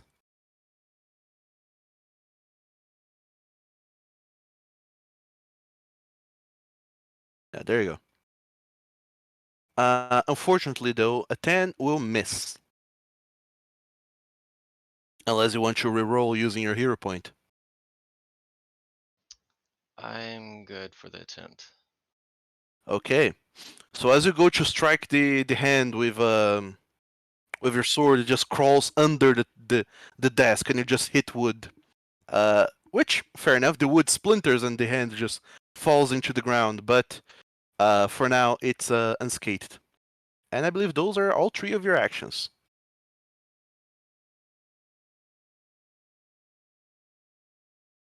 So next up, it is the hand. You just try to attack Larkred. And since it is right there, and you're right there, it is going to try and do the same. It will try and strike you. So first, it'll make an attack against you, as it just kind of crawls up your body and tries to scratch at you. I believe it will miss, though, with a 15. Yay. So as it tries to get some purchase on you, you just swat the hand away, but it keeps trying. And actually hit the second time around. With its second attack. And will damage you for 2 hit points. But nonetheless, it will go ahead and use its last action to grab you. So you are currently grabbed on top of being fatigued and all the other conditions you have. As a result of that, which should be immobilized and flat-footed. In essence, it's incredibly easier to hit you now, but that doesn't matter, because now it's Lady Laywood's turn. Lady Laywood's going, I hate this, I hate this, I hate this, I hate this. She's going to move a bit over there. She's going to go ahead and target the head and cast Daze on it. Daze, okay. Cast. Alright, so the head will need to go ahead and make a wheel saving throw. Alright. Yep. Let's see how that goes. The head will fail. Okay. Roll damage. Or click damage. Oh, yeah. That does do damage. Well, you can click the damage. I have to apply stun to it. Stun is only on if it critically fails, I think. Is it? Oh, yeah. That's fair. Never mind. No stun for the head. But it does suffer 3 points of mental damage. What? Except that it is a mindless creature. It doesn't have a mind. It can't suffer mental damage. Oh, I was hoping that would work. No. Okay, this is bad. Can she cast for forbidding ward on herself? You already used 2 actions to cast Daze out of your 3 actions. That's So, and your 2 last actions. action you used to move. Oh, okay. So you're Alright. out of actions, Lady Laywood. All right. So that'll be your turn, bringing the torch closer to the center of the room, to the others that you're carrying. And now it's the turn of one of the animated blades. There's chisels. No, not chisels, sorry, scalpels that are just around the room. And they fly up into the air as they see all of this commotion going on, and they're going to target whoever's closest. In which case, it's little old spruce. So it's going to fly over here towards you, old spruce, with 1 action and use another to attack you with its rusty blade. Afraid of gonna get tetanus. However, it misses with its first attack, and then it tries again as it just flies through the air and just goes buck wild towards you. Ba, ba, ba, ba, ba. Actually hits with the second attack. Very high roll. Hold on, is your AC 14?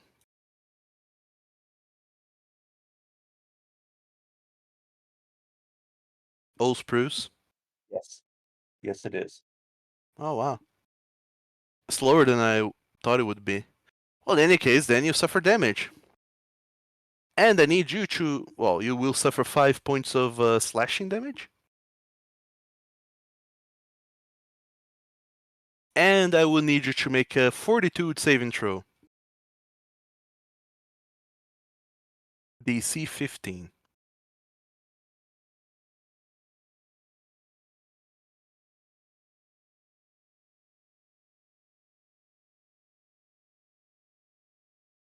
Did you get all of that?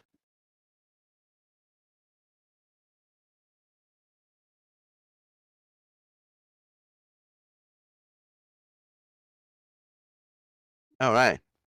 You make the saving throw, you're good against whatever that effect would have been. But you still need to apply damage to you.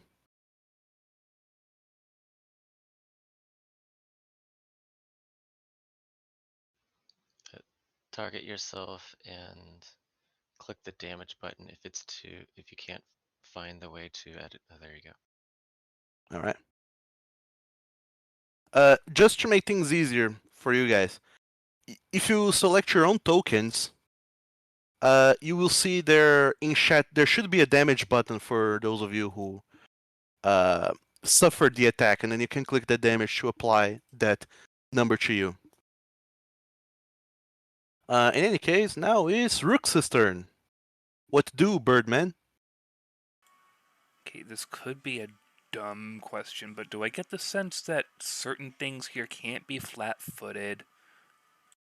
Because that would be very important for Rook. Anything that you are flanking with someone is flat-footed. So, for example, if you were to be there, you would be flanking that flying scalpel with old spruce. Oh, so even floating things can technically be flat-footed. Okay. Yeah, flat-footed is more of a condition to say you are unable to properly defend yourself. Okay, so lucky me, I can, with 25 feet of movement,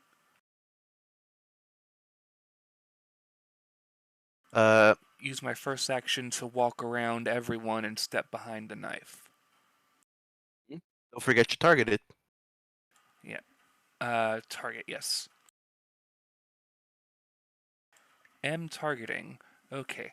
I'm already flat-footing this thing, so I'm going to now strike at thee.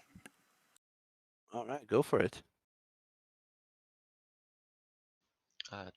There is status indicators for flat-footed, isn't it? Sorry, what?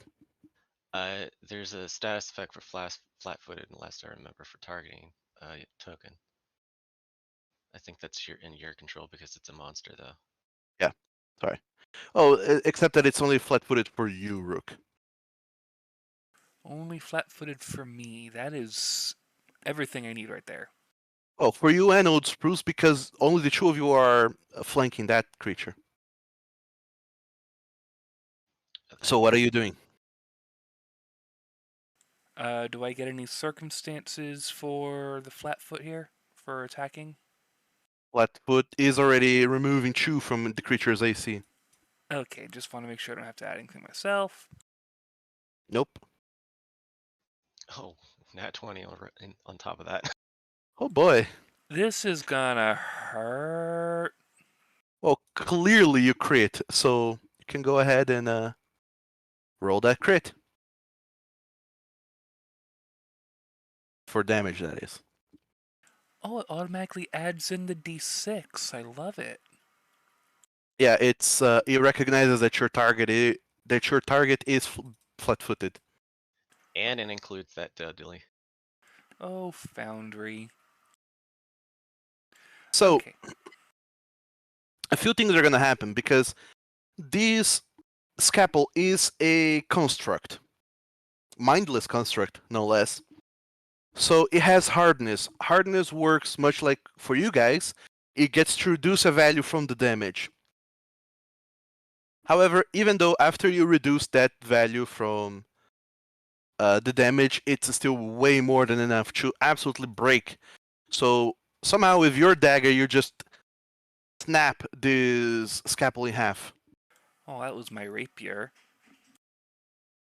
Sure, I didn't see that, but yeah, you snap the the scalpel in half with your rapier, cutting upwards and or downwards, as it is distracted by Old Spruce. I do still have one other action. One last action, yes.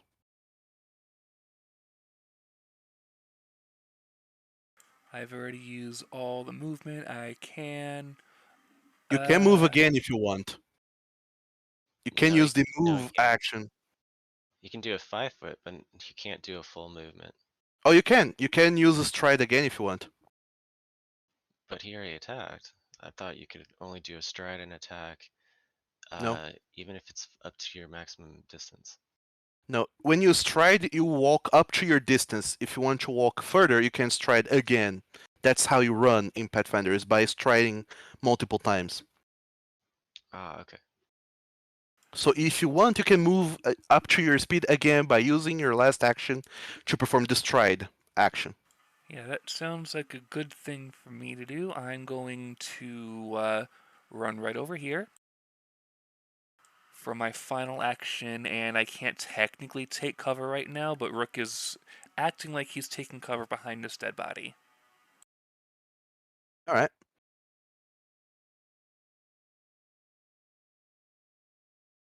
So that's it for Rook's turn. Next up is the crawling hand that was there, in the table close to you guys, and it's going to go ahead and do evilness to the closest target, which happens to be Old Spruce.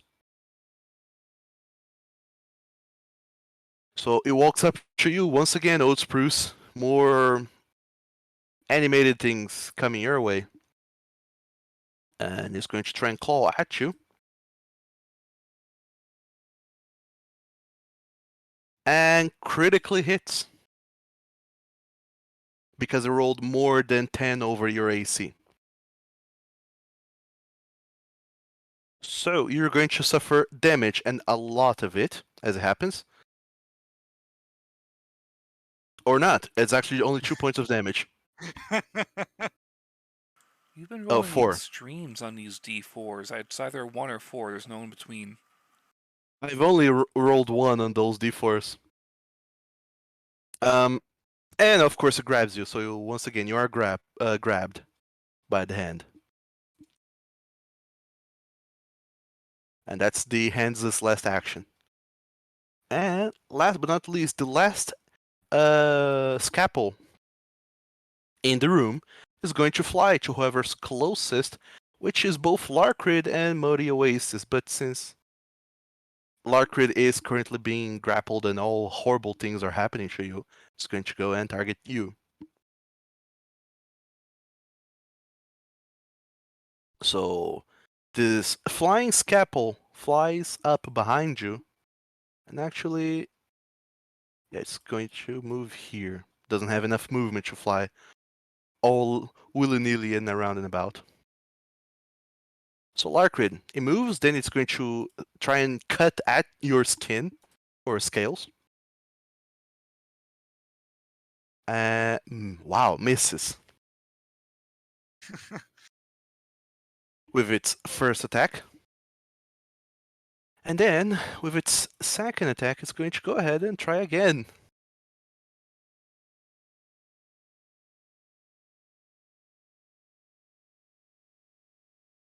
And Just wow, barely. hits. Just barely hits. Okay, so I'll need you, Larkrid, to go ahead and give me a Fortitude saving throw. DC of 15. And you suffer 5 points of scalpel damage. See, it's either a 1 or a 4. There's no in between.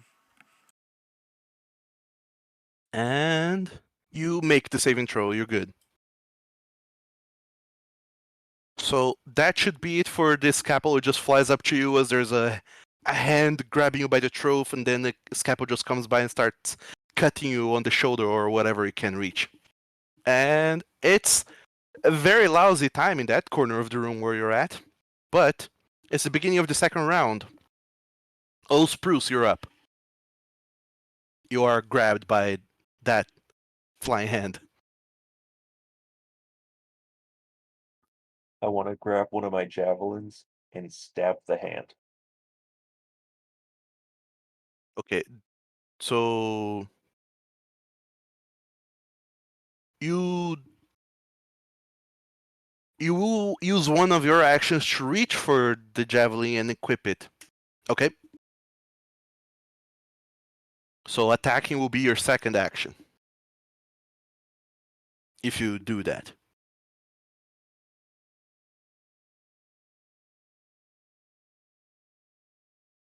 That's a strong hint to just go ahead and use your spear that you already have equipped.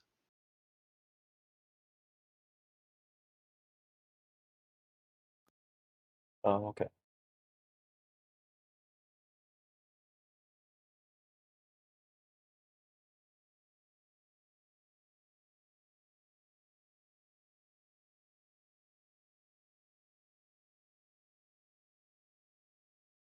So you're not actually grabbing your javelin.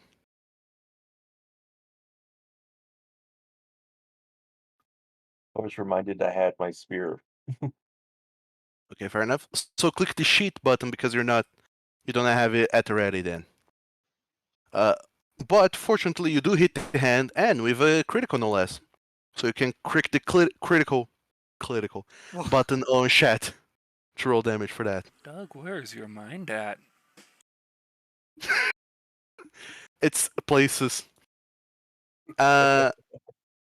20 points of damage is more than enough to send this curling hand back to the unspeakable places it crawled out of as it dies.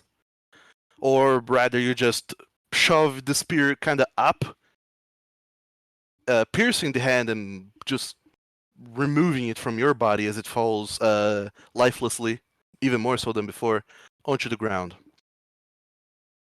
You're no longer grabbed, immobilized, or flat-footed. And you should still have 2 more actions.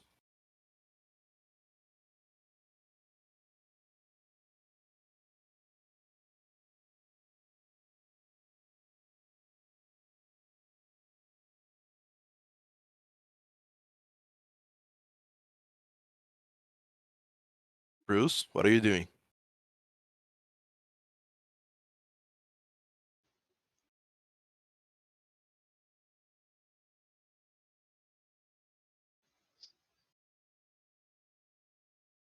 Okay, so that'll be 1 action to stride over there.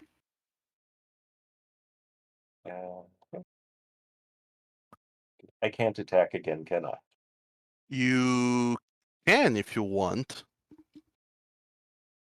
Uh, Whenever you go to strike, instead of clicking the strike, click the first MAP button that stands for multiple attack penalty.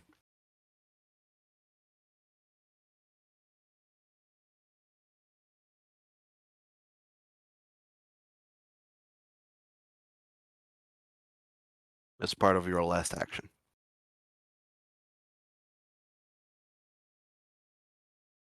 However, you do not manage to hit the... What were you trying to hit? The scalpel? Yes. Okay, you forgot to target it. But nonetheless, you would have missed. And that's going to be the end of your turn. Now it's up to the severed head. Oh, damn. Oh no. The severed head that had shrieked and then moved all the way down there to the corner. It is... What is it going to do? Oh, it'll move and attack, and why not? Whoever's closest happens to be Muddy Oasis. So it flies over to being on top of the table, targets you, Muddy Oasis, and will try and bite down. Chompies onto you. And we'll hit. Okay, I'm going to use the reaction to raise shield on my spell for shield block with hardness 5. Okay. Do I have that?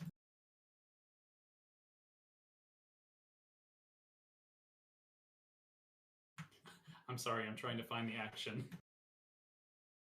Yeah, if you don't have the action, you have to fetch it from the companion browser. Or it should be in the text of the shield spell. So the shield just has the spell effect shield. It doesn't actually give me the effect raise a shield. Yeah, you can use the shield block reaction with your magic shield. Okay. So I'll quickly add that to you, the shield block. What does it do again?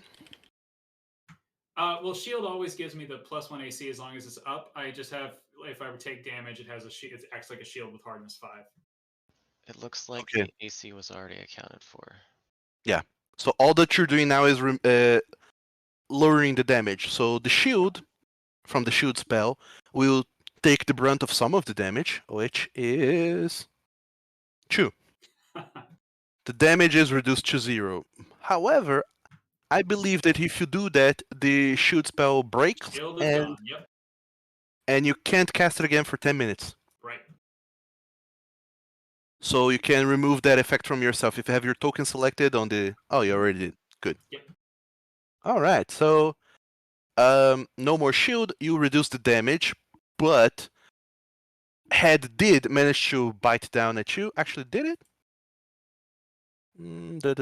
No, it can't do the Nash action. Look at you. So we'll try and bite down again. It almost got the taste and it's hungry for more. Oh, would you look at that? Oh no! No! So it will deal that much damage to you, Muddy Oasis. Oof. However, it does not get to do its Nash action, so that's the end of its turn. Which brings us to you, Muddy Oasis. What do you do? All right. You better get fucking ready. I think Weapon Surge is going off me now. Yeah, it is.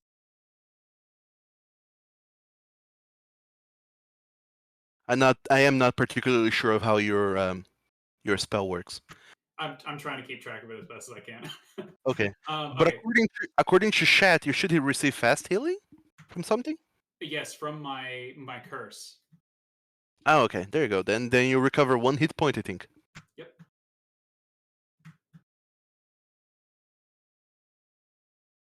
Yep, because I'm at a moderate curse, I get fast healing 1 while we're in combat. Okay, first action, I'm going to turn around and try and whip back at it with my flail. Target it and go for it. Oh no. Don't forget, you guys have hero points. Yeah, I'll use my hero point. All right, then reroll that.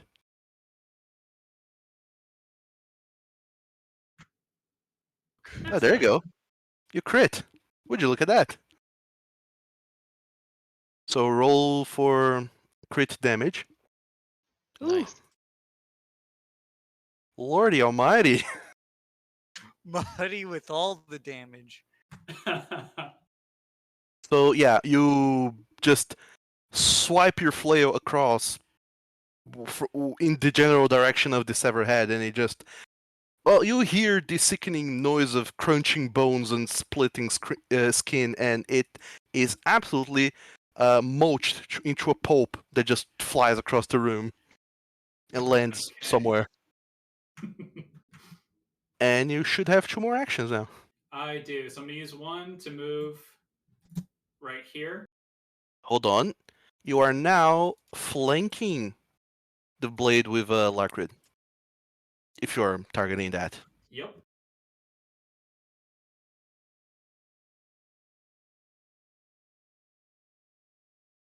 I don't know if this is gonna work, but I think rather than try to make a multiple attack, I'm gonna try to use the demoralize action on the hand. I don't know if this is gonna do anything, but we're gonna see if it does.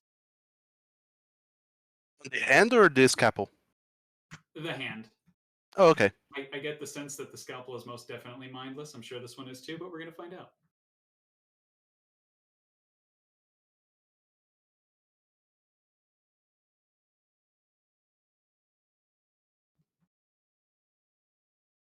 So.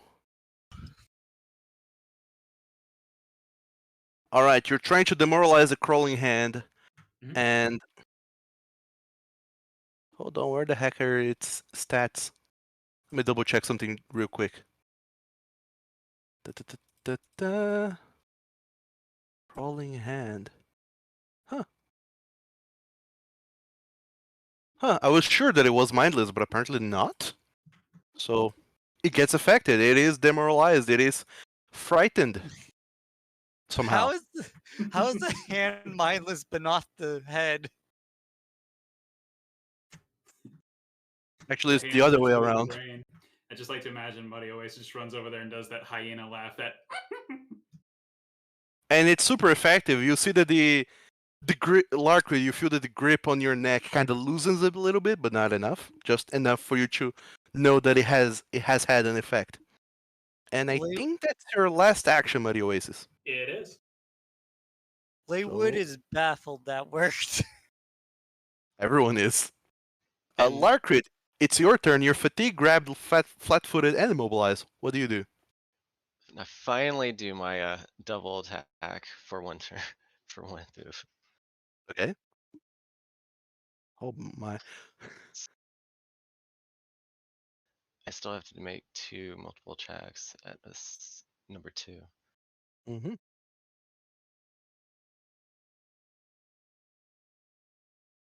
So make your first strike and then an MAP.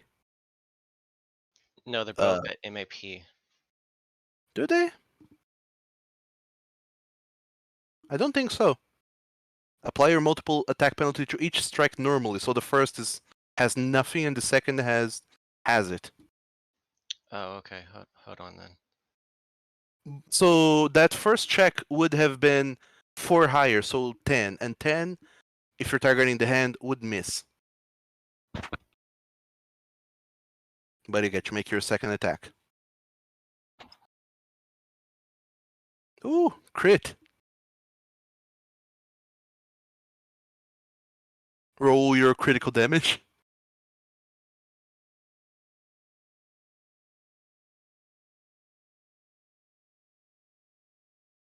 Did you click the crit button? Oh no, Critical. Yeah, click that button, please. There you go. So 6 points of damage to the hand. It is a lot of damage, but not enough to kill it. And for the first time, you guys make an attack that doesn't instantly kill an enemy. so cruel. Sorry. It's okay. I use my final attack and I can't do much else because I can't move. Sure.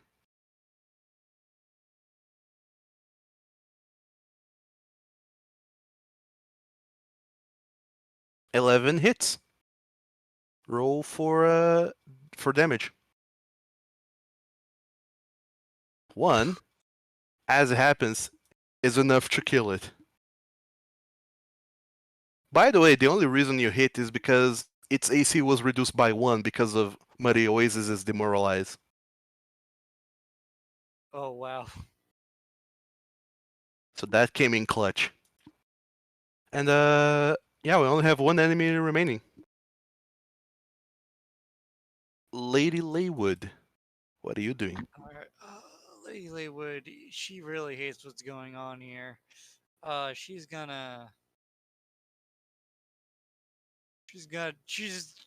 gonna cast, which one?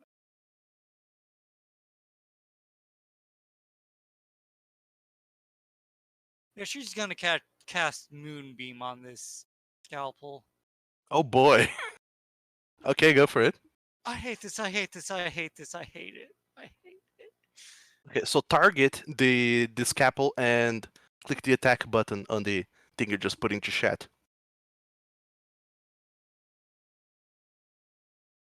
Miss! That will miss. That's Oh surprising. my gosh. So those are your 2 actions. You have 1 last action.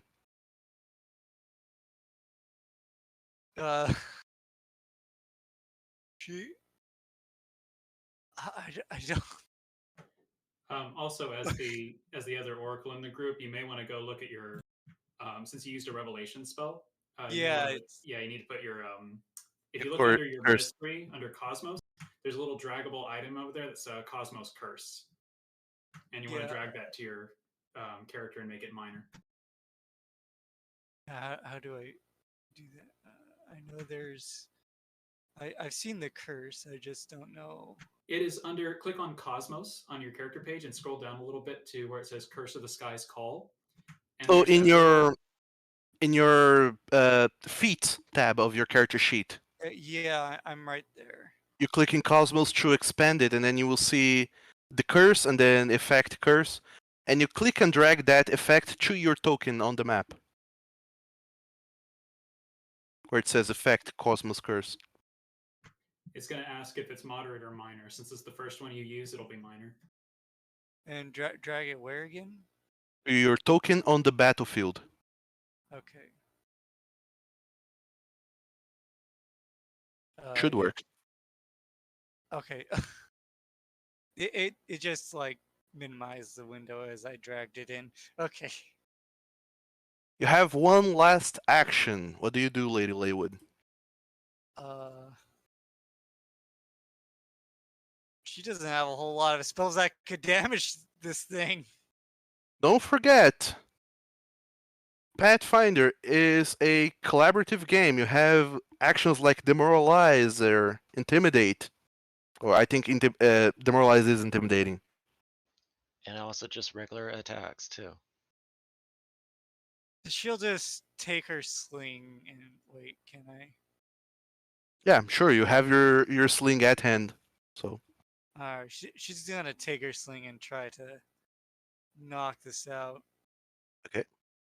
So go for strike. Actually, instead of clicking strike, click MAP -5 because this is your second attack this turn. Good point.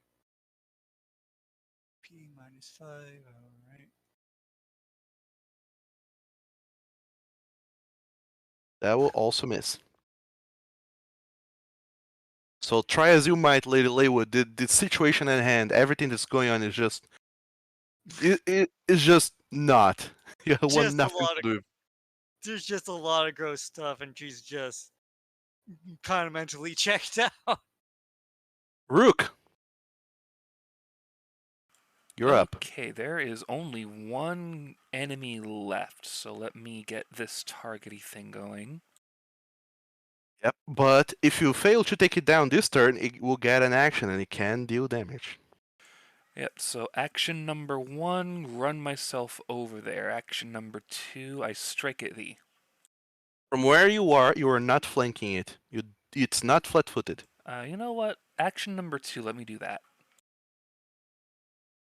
Just to run around Lackrid and get that going. Now, action number 3, I strike at thee. Go for it.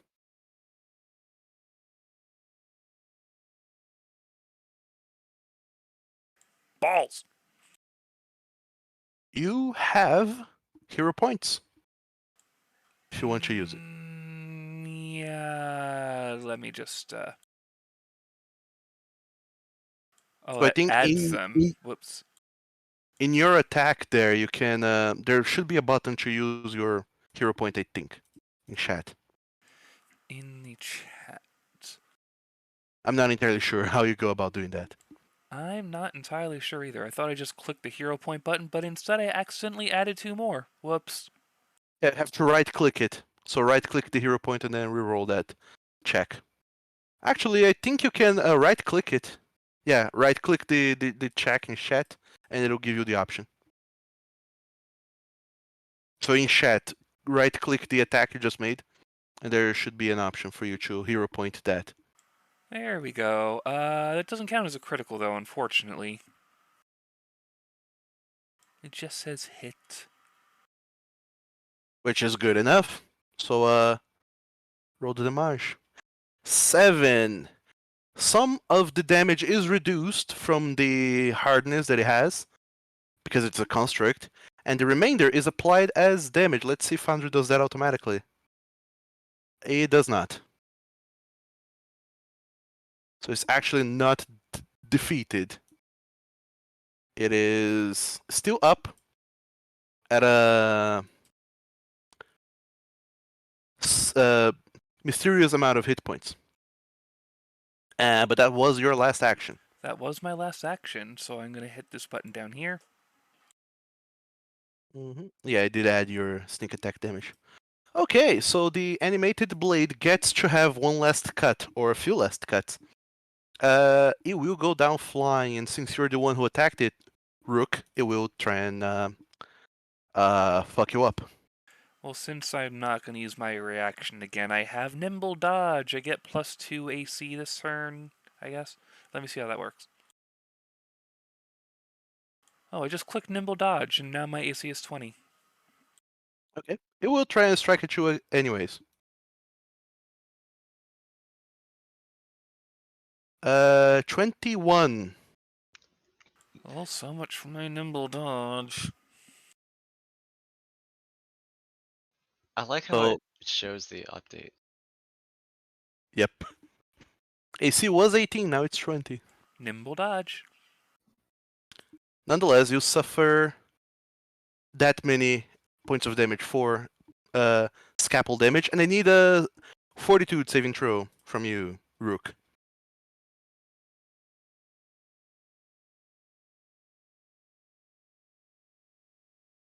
You're good. However, this scalpel just goes wild. Somehow, there's something about it that just makes it go buck wild against you, and it makes 2 more attacks. So for the second, misses.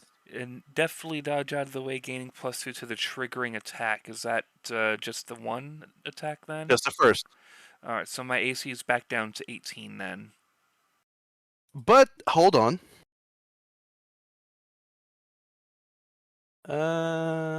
Yeah, the action you used before you did the roll happen. So yeah, the first attack hit. You already used your reaction. Second attack also hits. Just hits. Yeah, because your AC now is 18. Yeah, So my once AC again, is I need another 18. fortitude saving throw, and you will suffer 3 points of slashing damage.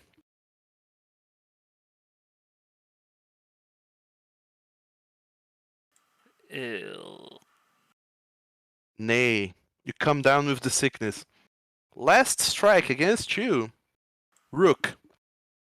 But I don't want to get down with the sickness. The last one hits. I mean misses. Sorry, misses. And now you have the sickness. How do I add this to your character sheet? Not entirely sure. Nonetheless, that's the last thing that the blade does, the scalpel does. So now it's you, Old Spruce. What do you do? I'm just gonna go ahead and attack it. All right. Target it and go for it.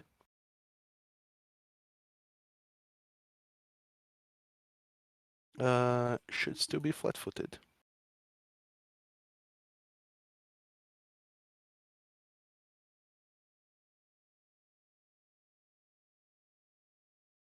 And that'll super duper hit. You can roll your crit damage. But I'll let you in on a little secret. It will not survive. I figured So it was pretty on its way. So you take up your spear and you just slash at this thing, kind of pretty much just swatting it out of the way and breaking it fully and completely. And the last sound you guys hear is just the clattering of metal bits on the floor, and then the whole room just goes silent. And you look around and you notice that the worst has passed. You have succeeded at defeating these things, whatever they were.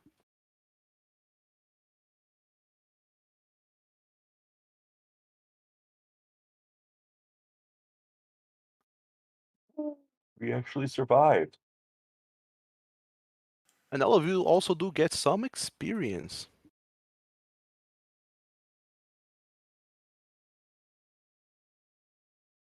And not only do you guys get experience points, I will roll a D5. Fancy thing about virtual tabletops is that you can roll weird dices, just to see who's who here. So number 5, that would be, according to that list, actually, that's not right. Alphabetical order, who's who? In alphabetical order, the last person here should be, name-wise, Rook, I think. If we're going by character name. Yeah, character name, alphabetically wise, Rook. 5 is you, so you gain 1 hero point. Ooh. And also because you also cleared the room. 2, alphabetically wise, that should be Larkrid, I think? No. Is it? Yeah, Larkrid. You get a hero point as well.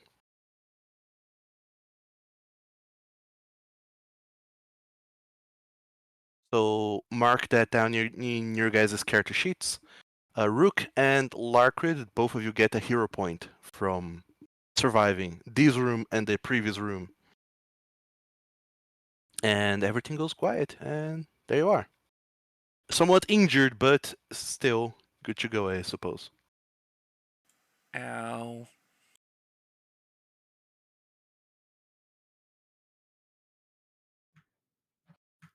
Now knowing that stuff pops out of that bag, Muddy Oasis is gonna walk over there and see what's inside. Okay. Looking inside the bag, Muddy Oasis, you start one by one pulling things, and you can see there are a few handful of things inside. In fact, if you double click the bag, it should open a little pop-up with the items. Aha! There's a bunch of things. There's a battle loot. There seems to be something unusual about it, because you can see that on the neck of the loot there's just a bunch of runic inscriptions. You see a couple unusual objects. You see something that looks like a little figurine, kind of like a little statuette of a small canine, and another thing that seems to be a necklace, and hanging from this necklace you see very little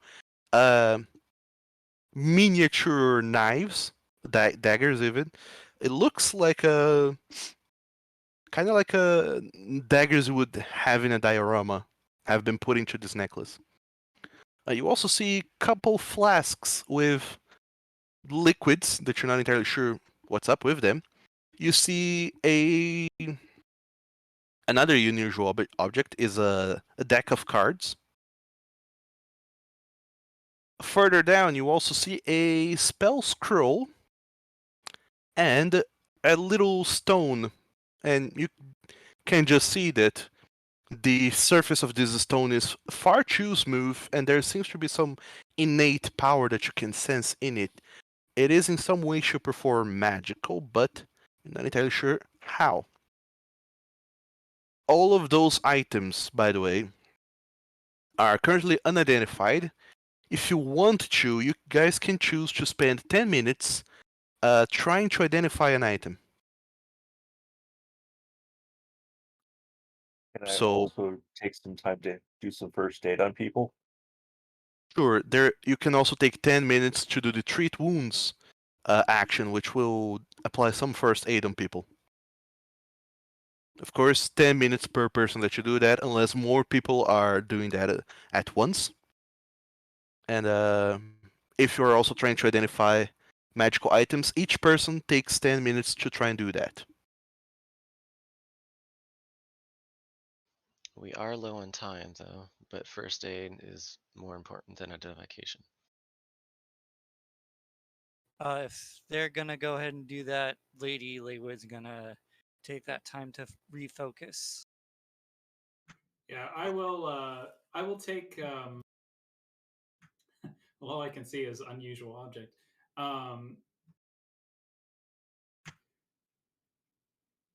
Well, I just thought you've got to be trained in something to be able to identify, right? Yes, you have got to be trained in one uh, magical tradition, which would be arcana, religion, nature, or occult, depending on the object. You can use whichever one you're trained in. You don't need to be a spellcaster Oh, even. okay. Okay, awesome. So I can use religion to try to identify them. Hmm. Except that some objects have a higher DC if you use an incorrect tradition, but you, Yeah. you can still try. However, some of these items, like the unusual liquids, they don't use magical traditions. You use crafting to try and identify them, or Okay, gotcha. the craft Um, skill. okay, I'm gonna try to. I don't have any crafting. I want to try to identify then the first unusual object under equipment, which I think was the necklace. The first unidentified object was the necklace, yes. Okay, yeah, I'll try to do that. Okay, so hold on. Muddy Oasis, you are identifying an object. Old Spruce, you're treating wounds on whom? Me first, unless someone wants to come up. I can do it as well. I have the kit. Okay, so Old Spruce, you're healing your own wounds. Alarcrid, you're also doing that, right? So far, yes, it sounds like it. Okay, you're trying to treat wounds. Lady Laywood, you're refocusing. Yes.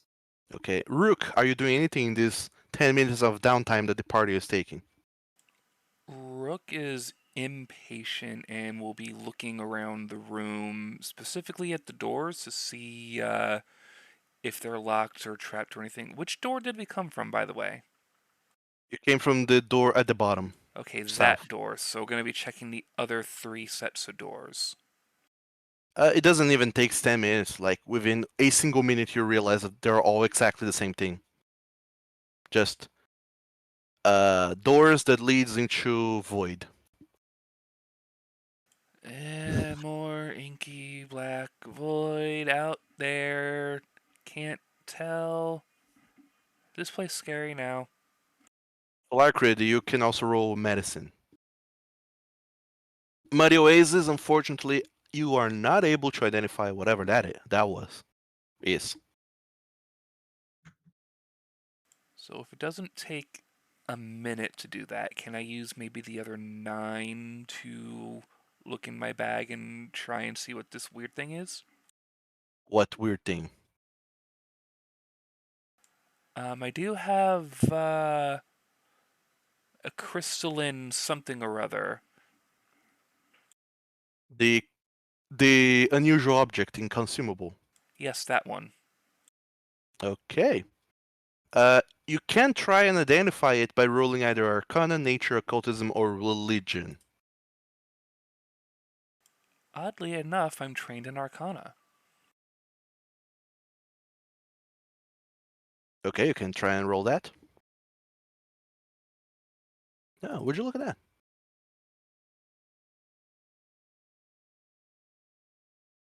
You managed to make heads or tails of what in the absolute heck you're looking at. So, Larkrid, by using your hero point to reroll that failed medicine, you do manage to heal up. So you can heal 2d8 hit points. So that's 11 to you. And due to the nature of treat wounds, I think you're immune to that for the next hour. So for the next hour, you can't try and treat wounds again, I think. Would need to look at the action description. I don't suppose Spruce or Muddy Oasis are using hero points to roll those checks you guys I just don't did? have any. I was considering it. I was looking pretty serious at it. Don't forget, you guys also do have healing potions. Should you wish to use any. Seriously considering it, but I do only have the one. Lady Laywood, since you refocus, you regain your one focus point in your focus pool. Yay. And I believe when you refocus, you lose the curse. Only if it's moderate. It goes once you've used it. It takes 8 hours for the minor to go away. Oh, okay, yeah, after a rest. Okay, so yeah, no, it's you still are cursed. The only problem is that your curse is not saying what the details of it are. Do you know what they are? Yeah, I take -2 on like grapple shove or any movement. Athletics Any based things. any checks that require that force movement. Okay. And lastly, Rook, you do identify whatever that little crystal-y thing is, rather. And you know now, for it to be a potency crystal,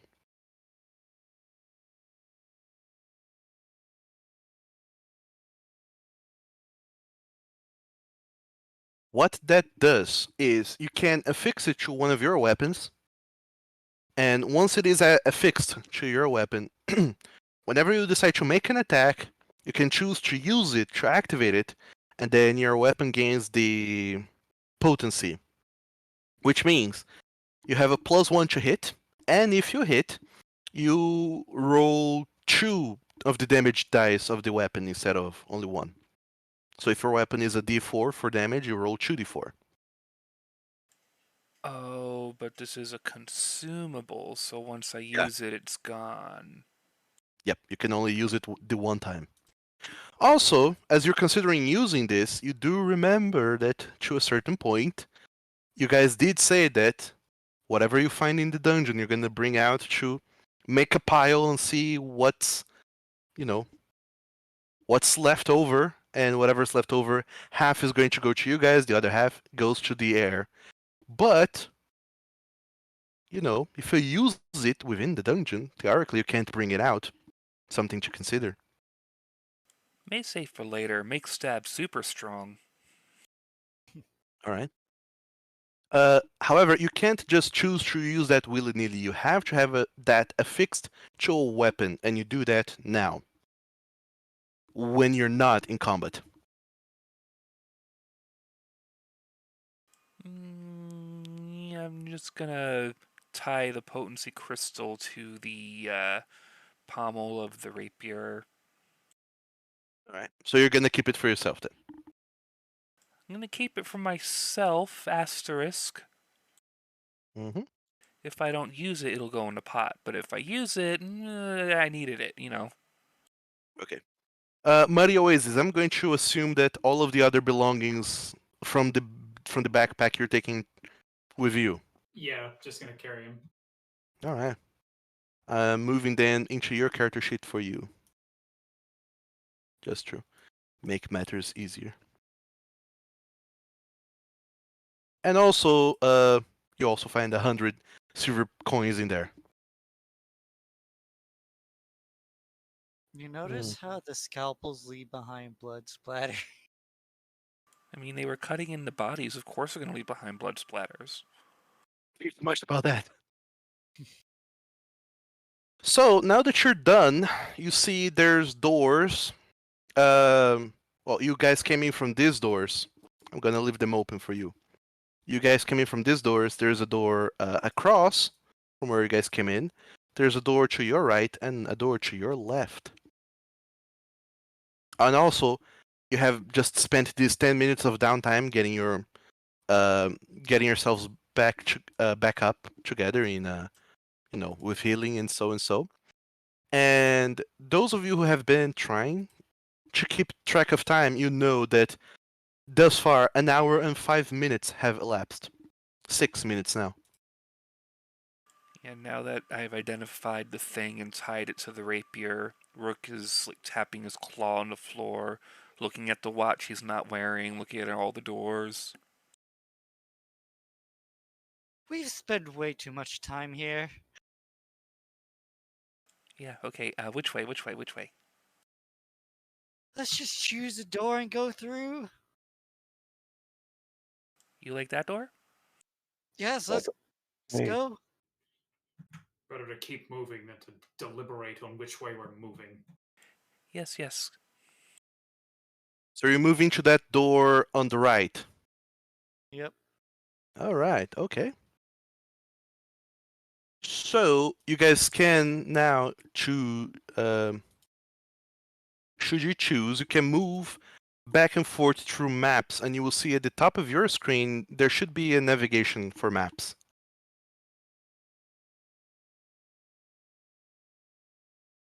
I hope. Yeah, we can see it. So you can circle back into the morgue, which you were just in, and the dungeon map.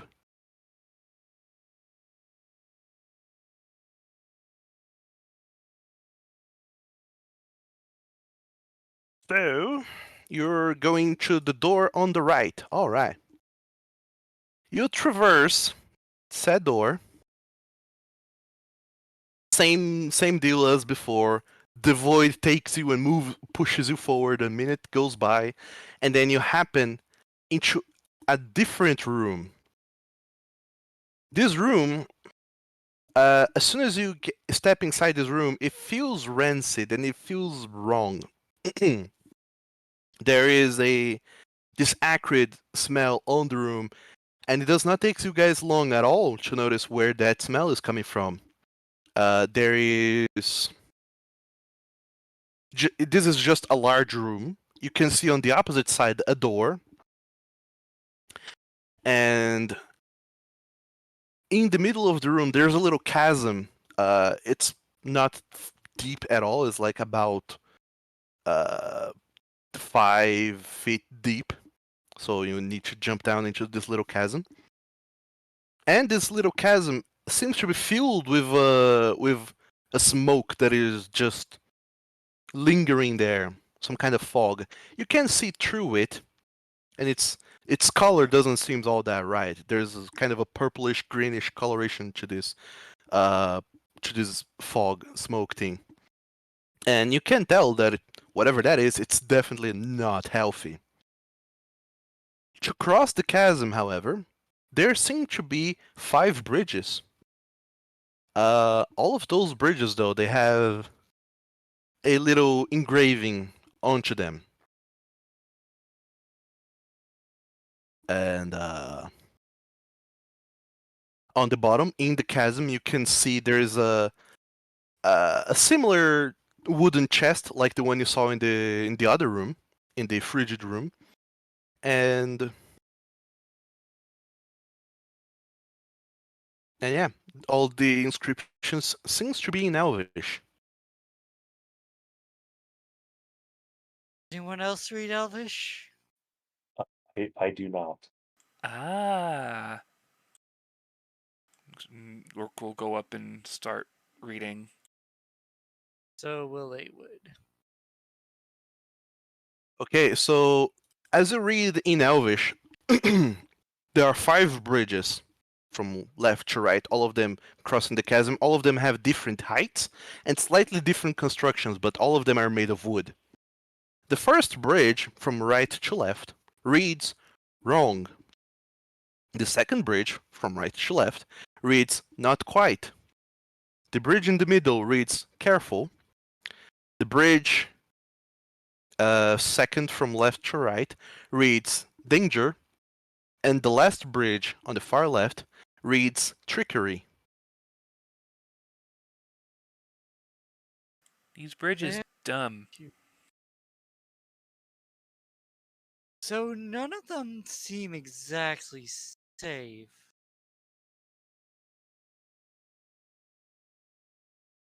I can't type that fast.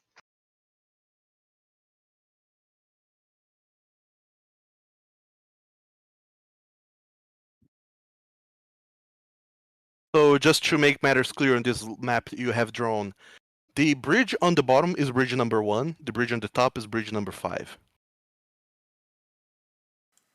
Can you repeat what they say, please?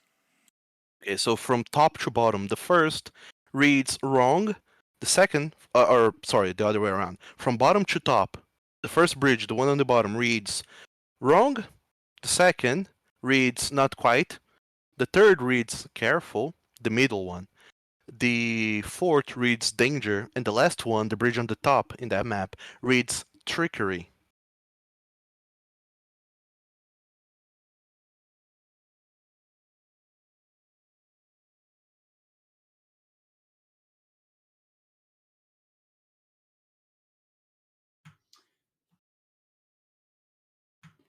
Well, seeing with Muddy Oasis, seeing everybody deliberating. Well, actually, I should ask if that was voiced to the party or not.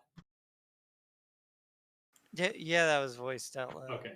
Yeah, Lady Okay. Laywood would have said it. Rook would have just said, bridge dumb. Just a reminder, we do have some torches going. Oh yeah. Yeah, you have torches going on with you guys. Yeah, Muddy Oasis is just gonna snort and mutter, "We don't have time for this," and try and gently step onto the one that was labeled "careful." Okay. So Muddy Oasis, you just take the middle bridge, the bridge number 3, the one that reads careful, or was read to you that it reads careful. And as you start going through it, the bridge kind of creaks a little bit as the wood kind of seems like it wants to give but doesn't quite give.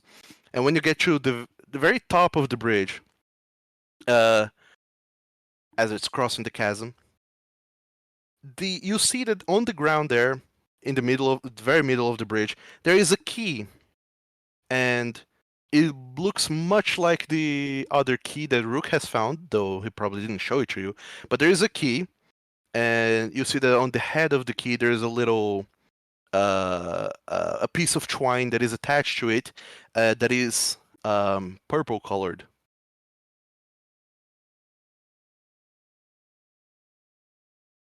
And how far down is it? No, it's on the bridge. Oh, it's actually on the bridge. Okay. Yeah. It's just there by your feet. I want to pick it up, but I don't know what careful means. I guess I'm following him and using a trickery roll to check for traps. Hold on. If he steps onto the bridge, Muddy Oasis is going to snarl back and wait. Okay, I step back because I'm scared of him at the same time. Sure. Okay, I'm okay. I'll reach down and pick up the key and see what happens. All right. So you reach down to pick up the key, Muddy Oasis. If that is even your name. But you stop just as you're about to pick the key. You actually grab the key and you give it a little pull, but then you notice just the faintest bit of resistance and you stop immediately. And then you look around and you notice very sneakily hidden underneath the key there's a little tiny hole. And then you notice that the that the twine is actually goes into said hole, and then you look to the floor of the bridge and you notice that there are plenty of holes that you at first just associated that the bridge was kind of shoddily built and it would have holes everywhere, but no, you do look around a little bit and you just see from one of these holes, the gaps in the planks, you see a little bit of a glimmer, and you look to the side, and this glimmer, this glint, seems to be reflecting off something metallic and pointy. As you Okay. look around to the side of the bridge, you notice that underneath the bridge there is a crossbow that is armed and pointing up to just where you were standing. Okay, so Buddy Oasis stops, holding up a finger. It's trapped. Get across first, and we'll figure out what to do about the key. Trap. I'll deal with it. So Buddy Oasis continues forward to get to the other side of the room. All right. So, Larkrid, before you even manage to cross, you start to look around the bridge, kind of trying to look underneath without falling into the chasm, and you do see that from where the bridge is, there is a rope that goes in and around, and you could disable the crossbow easily, or you could just, knowing now that it is trapped, you could just stand very far to the side to pull the key and trigger the trap, or you can just cut the piece of twine that is tied to the key itself.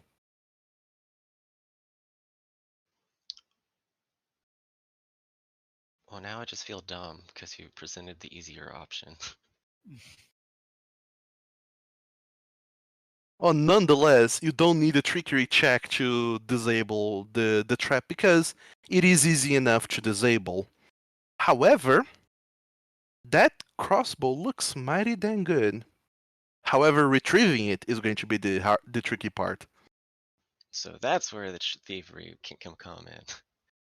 Yep. Okay, so either way, rolling is necessary. If you want to disable and retrieve the crossbow, then yeah. Yeah, I suppose I will do so. Okay. So, all right. I was going to set the DC for this at 15, which means that you fail, Yeah, I figured that. and I take it you're not going to reroll this with a hero point.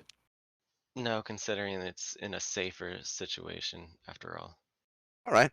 So you do kind of try to hang out from around the side of the bridge and trying to cut it, cut the ropes that are tying the crossbow to it, but you don't manage to cut the ropes quite as well, and the crossbow actually just plummets into the chasm, landing close to the chest that is there, but now it is deep into the smoke that is permeating in the chasm.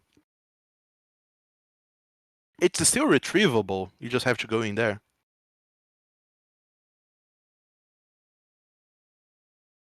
Anyone else want to pick a different bridge or let me disable stuff? Also, Larkrid, I'm going to assume that you picked the key.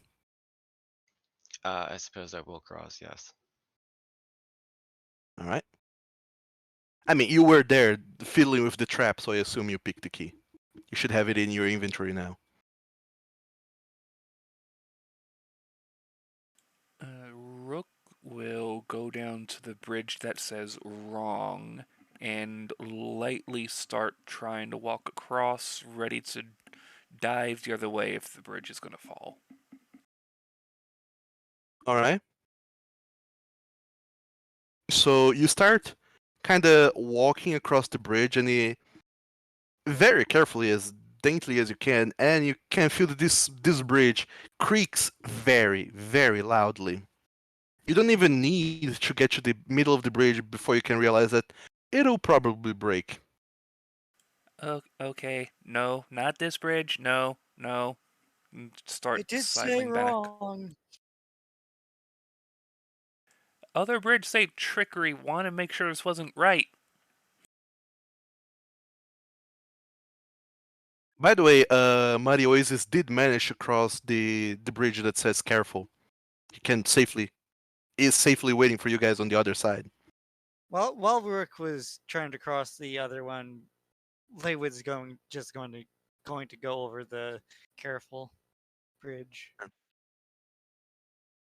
So Rook went to the wrong, dipped out, and careful is correct so far.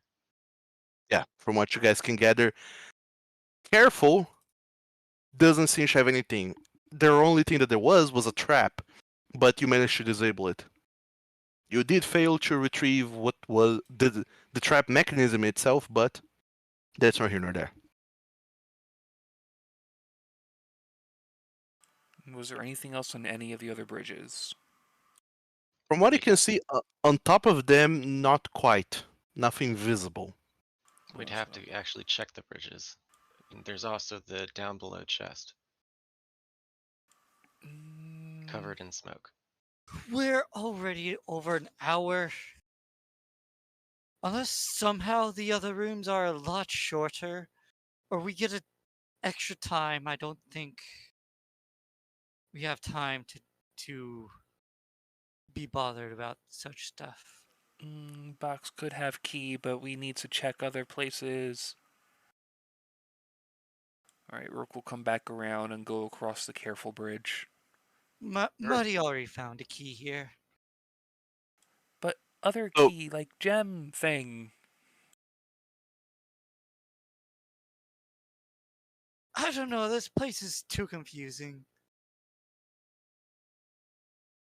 Rook will squawk loudly and head to the door. All right.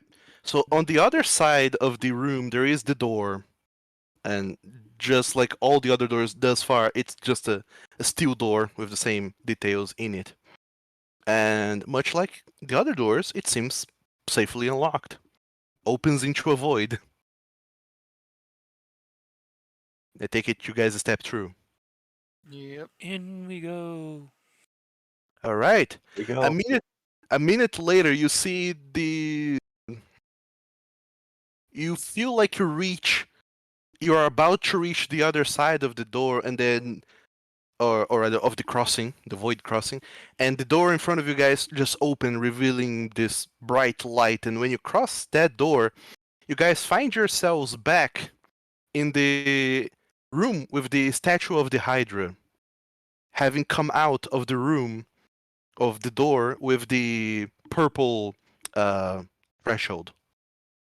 Wait. What? You got purple key. I got blue key. That I sounds am. like great progress. I guess I walked to the statue. It's still there, still hungry. Any keyhole? There are no keyholes in the statue.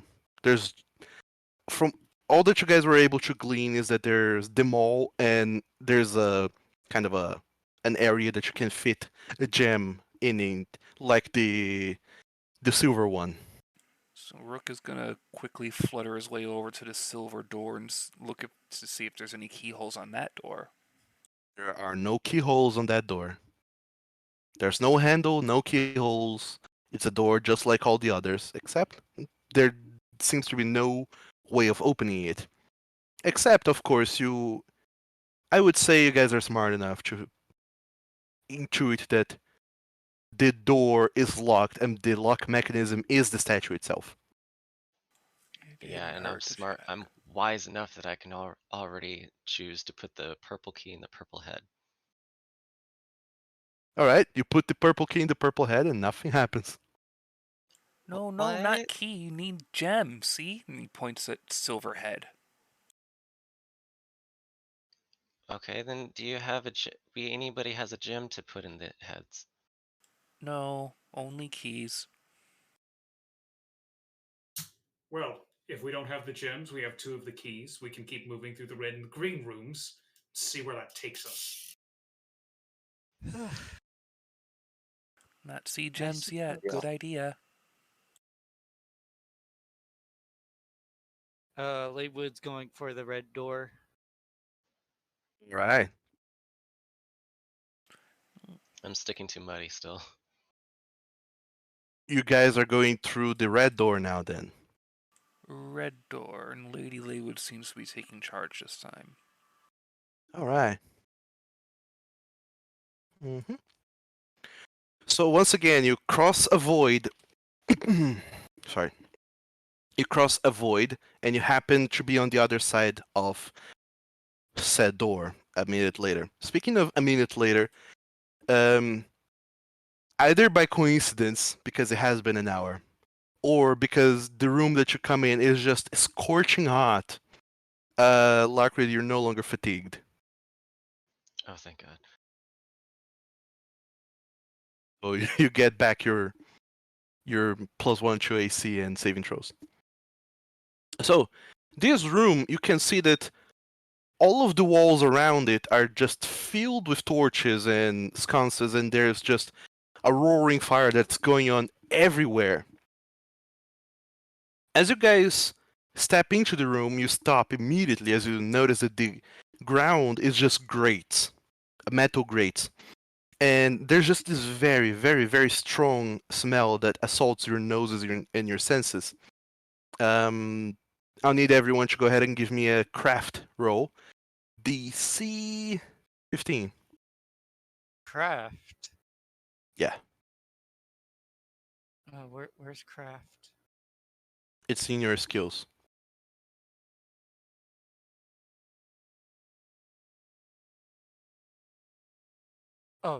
Okay, yeah, I see.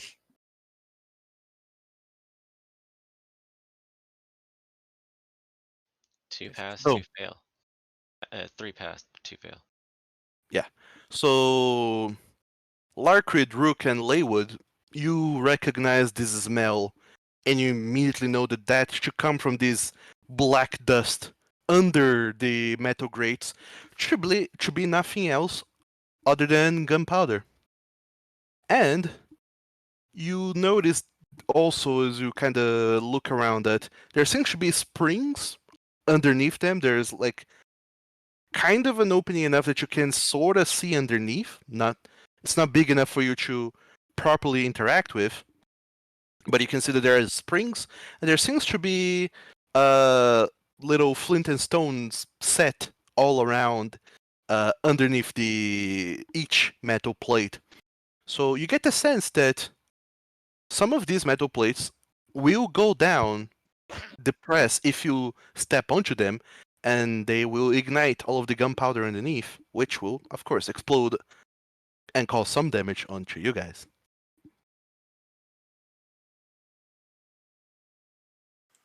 Furthermore, you see that this there's just these metal plates covering the entire ground of the room everywhere, except, well, not except, but except on the opposite end of the room, there's another door, much like the one that you guys just came through, a steel door. And at the very smack dab in the center of the room, on top of these metal grates, there's a platform made of wood, and you can see that inside the platform, the structure of it, there's just hay and all kinds of flammable things. And on top of this sits a chest that you can see through the cracks in the wood.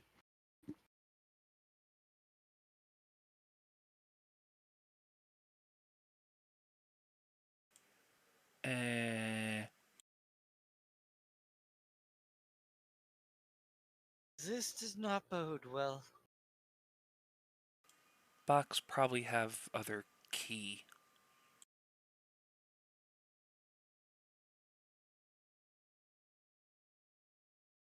What if we go back, back to the morgue? Check one of the rooms. Would one of us pop out on the other side? But box? Can't get box from other side. Yes, I'm just pondering. Well, you're more than welcome to split up. Just be careful. Uh,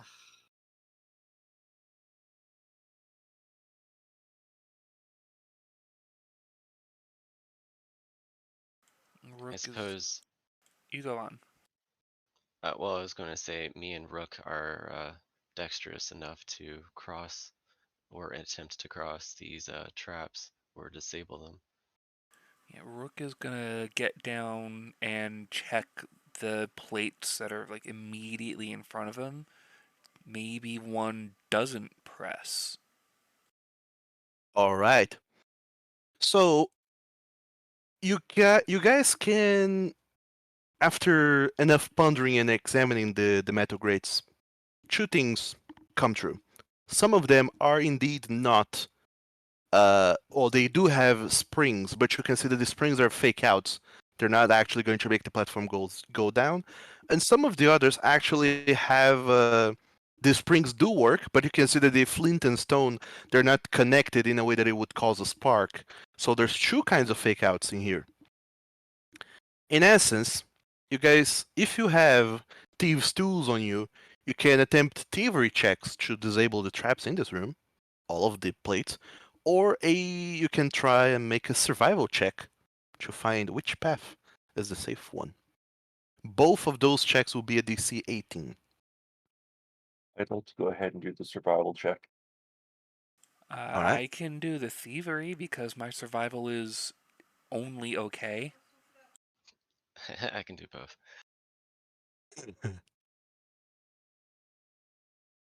I suppose I'll do the thievery though. So, Old Spruce, you can go ahead and give a survival check, DC 18, to see if you can find a path. 12 is not going to cut it. Unfortunately, there's just after a couple plates, you just get incredibly frustrated and anxious because the further you go, the more options you have to choose, and at some point you just decide that it will take you forever. It will take you at least an hour for you to fully go around the room. There has to be a faster way to do this. Seeing Old Spruce get frustrated, I'm going to attempt thievery to just disable my way through. You can go ahead and give me a thievery check if you have thieves' tools.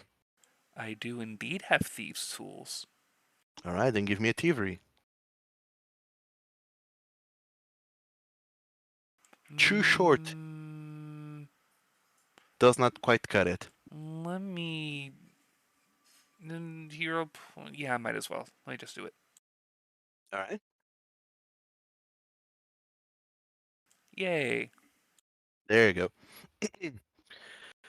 You do think a little bit, and you think, no, I know I can do it, and you disarm the first metal plate on the ground, and then as soon as you get a knack for it, you just disable all of them in sequence, creating a pathway uh, all the way to the half to the wooden platform, and then continuing forwards to the door on the other side. It takes you a few minutes to do this, but in fact, it's much less than an hour. It probably took the most time on the first one, and less time as I went because, hey, these are all kind of similar. Yep. Especially with a high roll like that. Mm-hmm. okay, let's bust open that crate. All right. So one of you guys climbs on top of the wooden platform, and once you get on top of it, you start looking around inside the chest. You open it, and there's not much. Actually, that's a lie. There's a lot, but also isn't. There is two flasks with liquids inside of them, and they look slightly different. One has sort of a reddish liquid, and the other has an orangey liquid. You find 100 silver pieces and a red colored key. Ah, see, key. So to whose inventory is are these items going into? I can hold on to the key. I already have one. All right. Well, I'll give you the rest of the items as well. We keep finding keys, but no keyhole. And no gems. Maybe other door leads to keyhole somewhere? I'm quite sure the door at the end will likely lead us back to the morgue.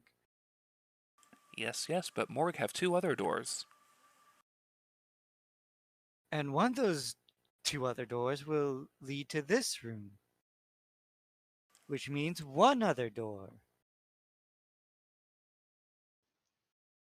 Well, we have been marking the way, so let's keep going. Yes. Through the next void. Let me open up my inventory, see what I got. Well, 2 flasks, 100 silver pieces, and the red key.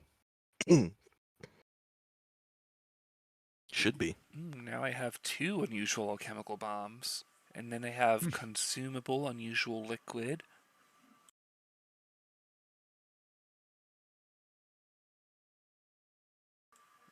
So, getting to the next room, you see. Well, after crossing the void once again and opening the next door, you happen onto somewhere else unexpected for several reasons. Oh. First, mentally, those of you who have been keeping track know that you've been at this for exactly 1.5 hours. So you have 1.5 hours left, 90 minutes, to finish all of this. But lastly, as soon as you cross the room, the next room is not a built room like all of these others. Instead, you find yourselves on a cave. Seems natural to some degree, but also unnatural to find such a small cave in these pocket dimensions that you've been hopping back and forth through. This room, you can see that there's like a wooden platform that just goes across and connects to another door on the right. And where there is not a wooden platform, what you see is just a black tar-like liquid around you. Not entirely sure what's up with that, but there's that. And ahead, you see another wooden platform that connects a door on the other side of the room and to the left. However, these 2 platforms are not connected. They are there's a 10 feet gap between them. But last but not least, you notice just as you open the door and are about to set foot into this room that resting on the corners, kind of hidden crevasses in this cavern system, there seem to be sleeping creatures. Sentries, you would imagine. Rook will put a feather to his beak and shh.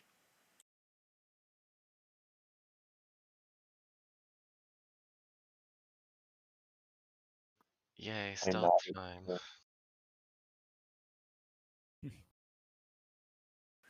Sleeping creatures aren't guarding anything like boxes, treasure chests, levers, shiny objects. No, there seems to be nothing treasure-wise in this room.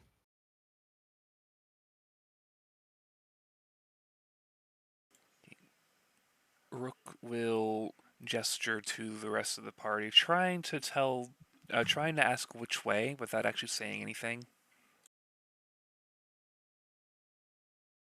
So is only one door connected to where we are? So there's 4 doors. You can now Alright. see the room. You should be able to see the room. That's the little predicament you guys find yourselves in.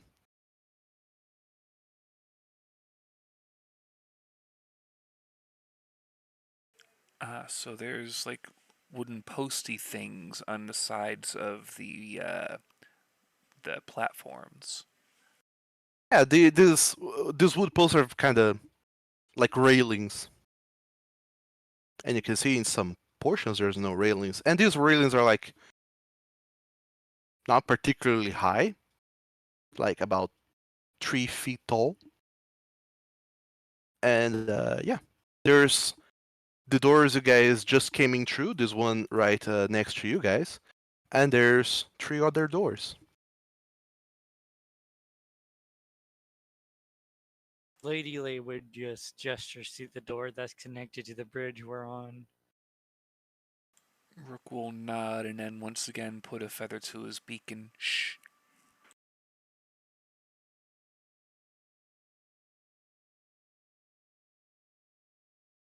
We're going to.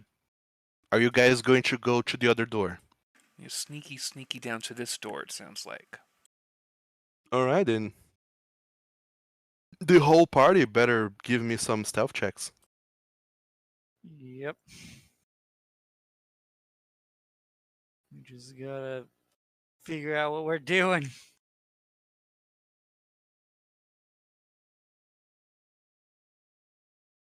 Oh my god. Leave it to the rogue to roll a bad stealth check. The whole party just rolled ass. All right. Hey, mine's not so bad. So let me make some quick maths because I'm taking the average. Okay, that's not how you do average. So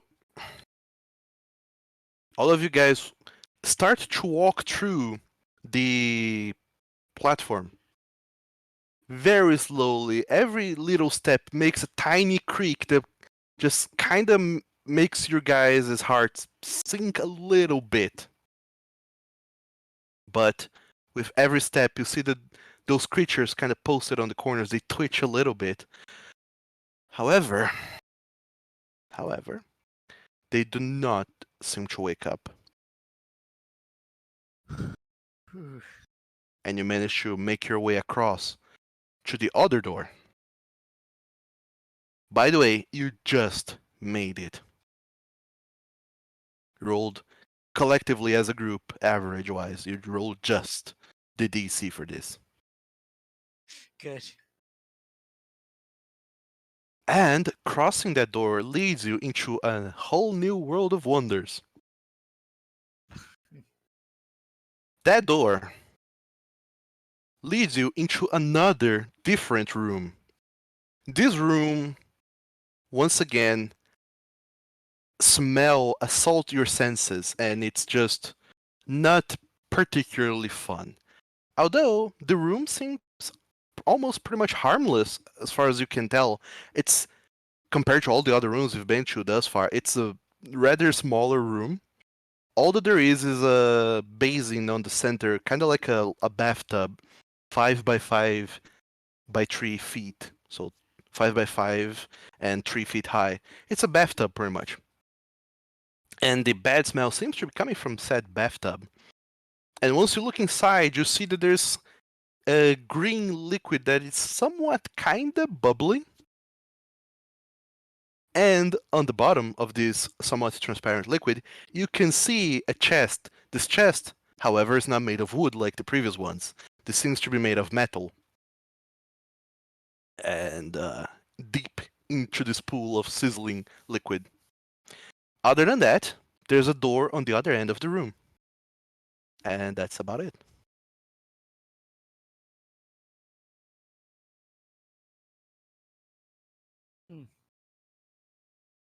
Could this chest contain one of the gems? All I see is green in this room.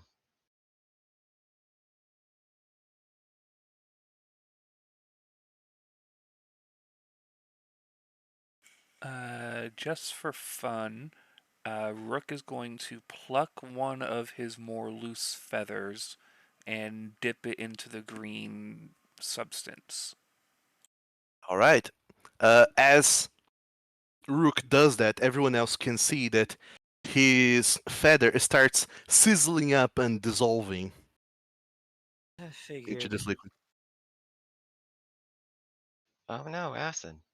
It does dissolve slowly. slowly enough that you figure that were you horribly brave, you could plunge your hands, grab the chest, and lift it out of there. Of course, wouldn't be fun, but would be doable. Hmm. So either comeback layer or someone strong can go in it, or two people. Is there no drain on the floor? No, there does not seem to be a drain of any kind.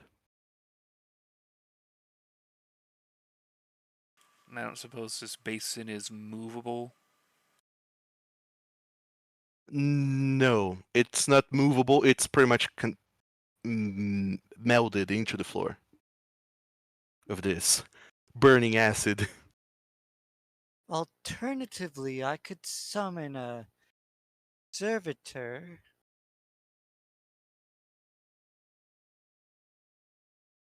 Send your summon into the acid. Yeah, summon a lesser servitor to fetch the chest.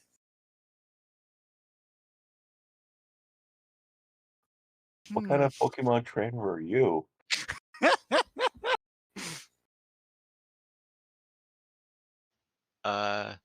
So you're gonna have some otherworldly creature try to move it? I could if that's what it takes. There's no one else brave enough to go fetch the chest.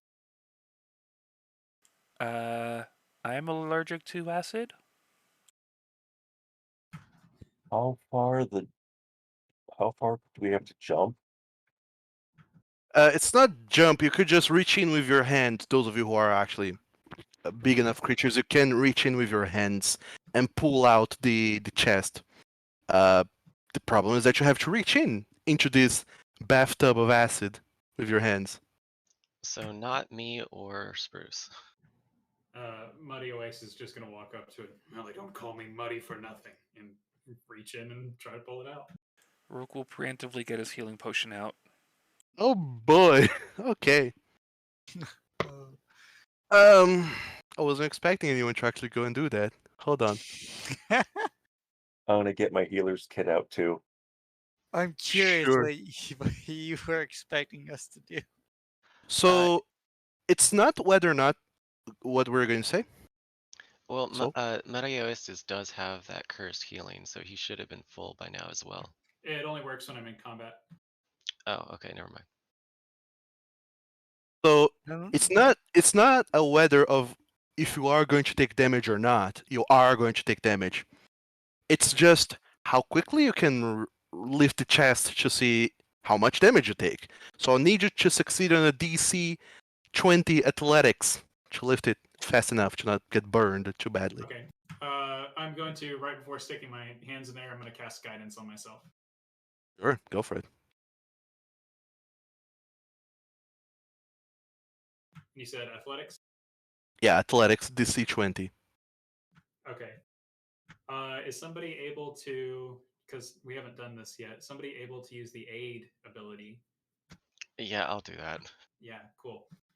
So whoever is doing the aid, I will need you to also give me an athletics check. Why not? It's a DC 20. If you succeed, you give them a +1 on top of that. And multiple people can do it, by the way, just a reminder. Sure. What I'm going to interpret this as is that Mario Oasis is reaching in, but once he grabs hold of the chest, all of you guys are just yanking him out as fast as you can. Y'all also get +2 on your checks to aid because of my feat, Pack Hunter. Cool, I And made it. that's, specifically athletics. Specifically athletics. Unless you have some other way in which you think you can help. No, not in this instance, no. So yeah, I'll just, like you said, he's gonna stick his hands in, and I'm gonna help pull him right back out. Okay. Oh, nice. Look at that. Ooh, nice So time to Mario roll. Oasis, you get a +1 from Larkrid. Because of the crit, you get a +2 from Rook. So that's +3 total from the aid.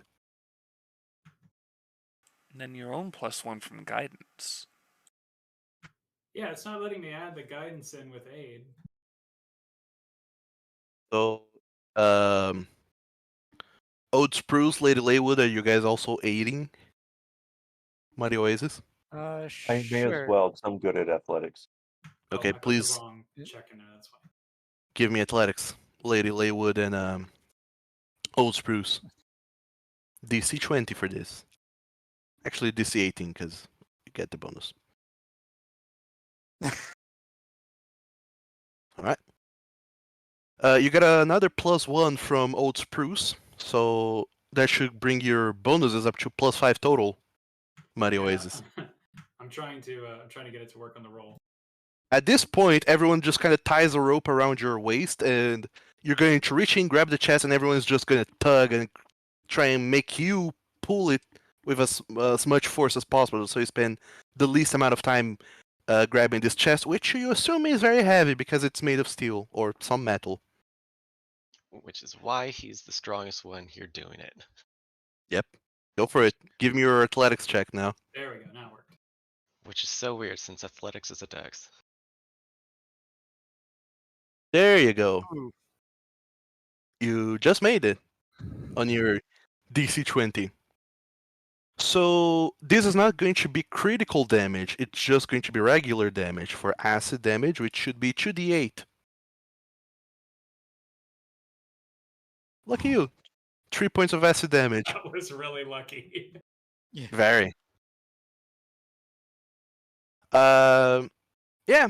At the end of the day, you guys managed to yank Muddy Oasis so hard from the bathtub of acid that all that you can see, some of the fur has been kind of burnt, but no big, horrible disfiguration damage has happened.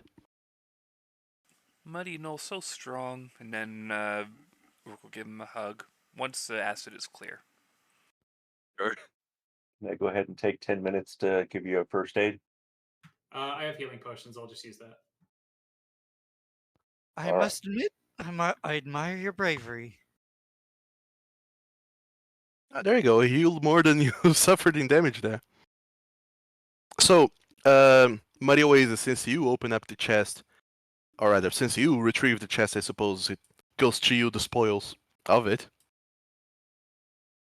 Inside the chest, you find another vial with some unusual liquid.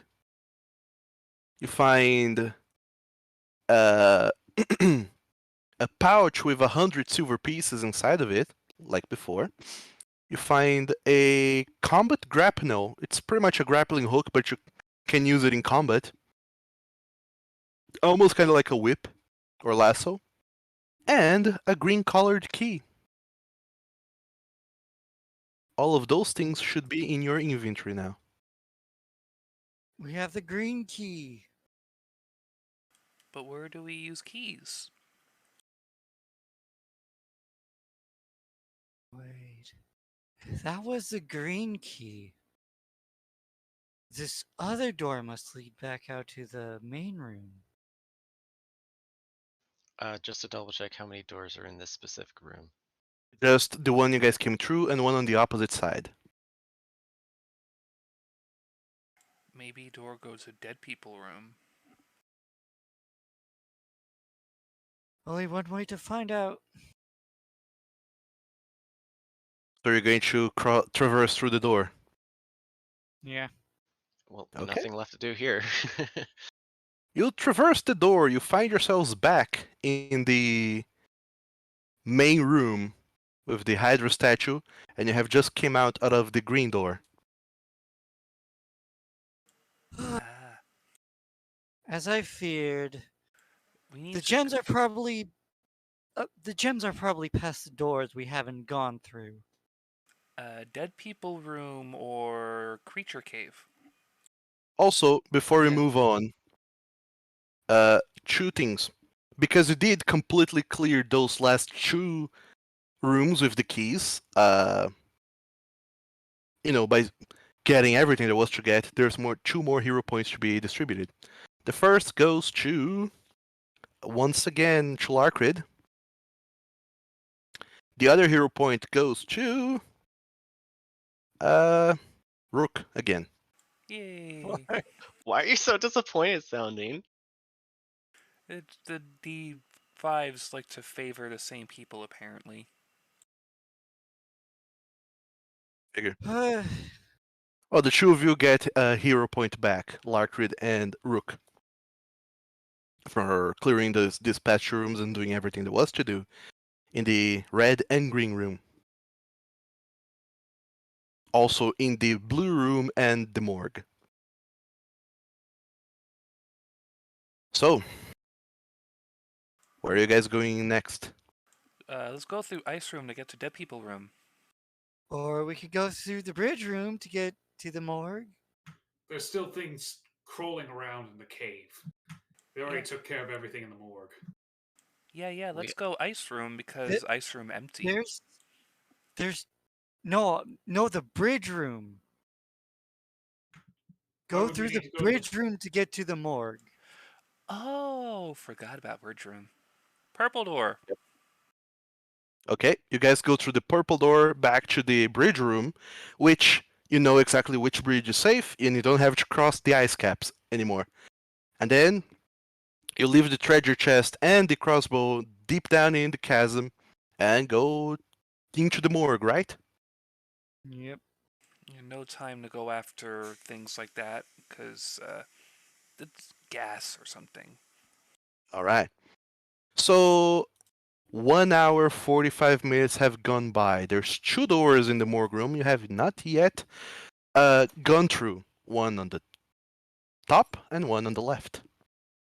Well, Laywood's just gunning for the top one. Yeah, Rook Okay. was reaching for a coin to flip, but he'll shrug and chase after Lady Laywood. So you go into Hesitation. that door then. This is where things start to get interesting. You cross the door. Once again, the void takes you, going through the door on the top, on the north. And you happen in a different room, vastly different from what you have seen thus far.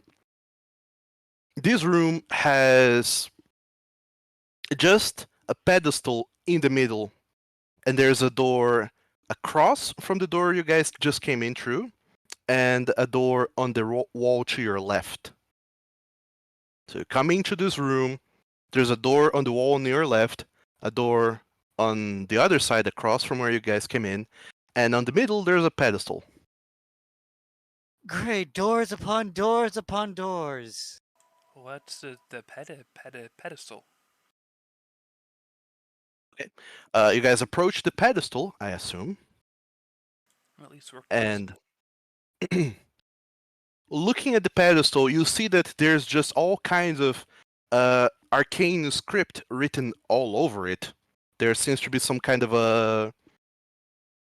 like crystalline substance to form some sort of ball, and you do see, sorry, that inside that crystalline structure, there is a gem inside of that. Color. This gem, as it happens, where in the absolute heck is it?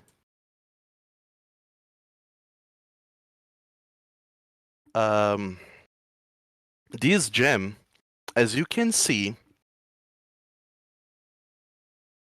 is purple. Finally. However, like I said, this purple gem is kept inside of this crystalline dome of sorts, and there's all kinds of arcane inscriptions around it, and in the dome itself there's just words that keep like rotating around it, and they're written in a severity of languages, and those of you kind of recognize some of the languages, and the word is the same in all the languages. It just says touch me. Can Laywood read the arcane inscriptions?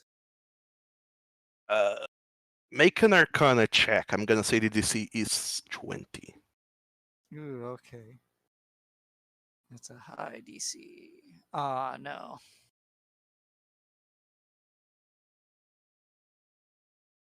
Nope, doesn't Anyone, make sense to me. Anyone else trying it? Well, Rook is right there. He might as well. An Arcana DC 20. All right, go for it. Harder for me, but Nope.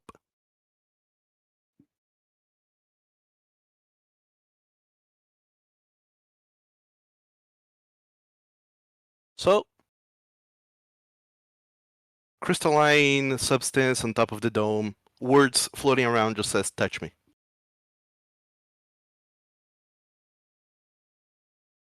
Guess we have no choice.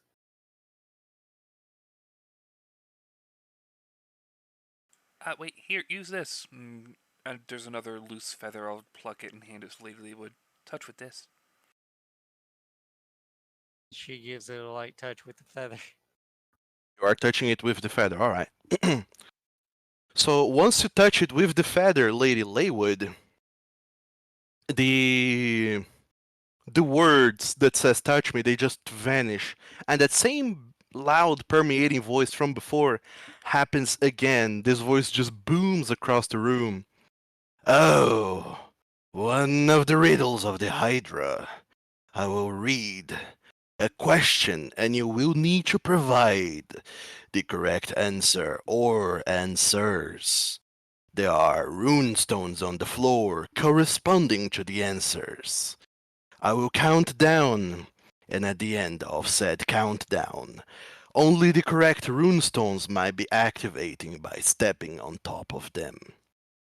However, should an incorrect rune stone be activated, none shall be considered for the answer. And lest this challenge become too easy, I'll add extra incentives for you to test your wits and mettle. Touch this orb again to start the test. Then the challenges will be brought forth, as will the question. Okay, that was a lot easier than I expected. Are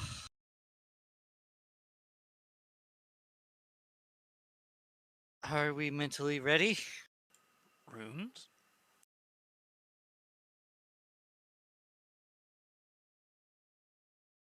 Are we? Oh, by the way, I should say, sorry, little hiccup here, forgot. There is the door you guys just came in through. To your left, the door on the wall to your left has another door. However, that door seems to be locked, and there is a blue lock on it. And the door across from the one that you guys came in through also is locked, but there seems to be a purple keyhole in it. Oh, I rushed to the purple door. But I don't do anything yet. Okay. We are low on time, by the way. Real life time. Yeah, you need to be done in. You need to go in half an hour, right? We all, most of us does, yeah. Oh, fair enough. So, just as a heads up, you guys have been spelunking in this dungeon for 1 hour and 46 minutes. You have reached what seems to be one of the gems you guys need to get. And you have keys, you have some treasures, some of you are wounded, and a new challenge has been presented to you guys. I suppose that now is a prime time for us to call the session here and reconvene next week at the same time, same place, to see whatever happens to this. I'm That's what I was okay with thinking. this. It gives us time to do like a little post game thing too, so people that have to leave exactly at 10 still have time to hang around a little bit. Yep. So just to let you in on something, You still have 1 hour and 14 minutes. You do have time to do some downtime actions like if trying to identify some of the items you have, trying to treat wounds again. You do have still some healing potions, some healing spells, I believe, also. Some of you. Um Speaking of which, Old Spruce, you should have one more first level spell slot that you didn't prepare a spell for. Go ahead and update that. Because previously Goodberry was there, but Goodberry should actually be in your focus spell slot. It is now. I forgot to update my spell list. Yeah, so you will have time to prepare a spell between now and the next session. And oh, drew a thing where I shouldn't have drawn a thing. And for now, this should be about it for today. We will reconvene next week to finish exploring this dungeon and see where things lead us. Yeah, thank you for running this game, Doug. I've really been enjoying it so far. So just to confirm, we those of us who can do medical rolls can do it right now for an extra. Yeah, if you are if you guys are taking 10 minutes of downtime to treat wounds, you can roll that right now if you are trained in medicine. No, In I the don't want to. meantime, I don't want to spend time. yeah, in the meantime, I'm gonna send everyone over to Sir Grawley. I got some art from him a while ago. He's a fun person in general, fun community, doing marbles on stream at the moment. So have a good night, everyone that's here. Be back on tomorrow. Goodbye.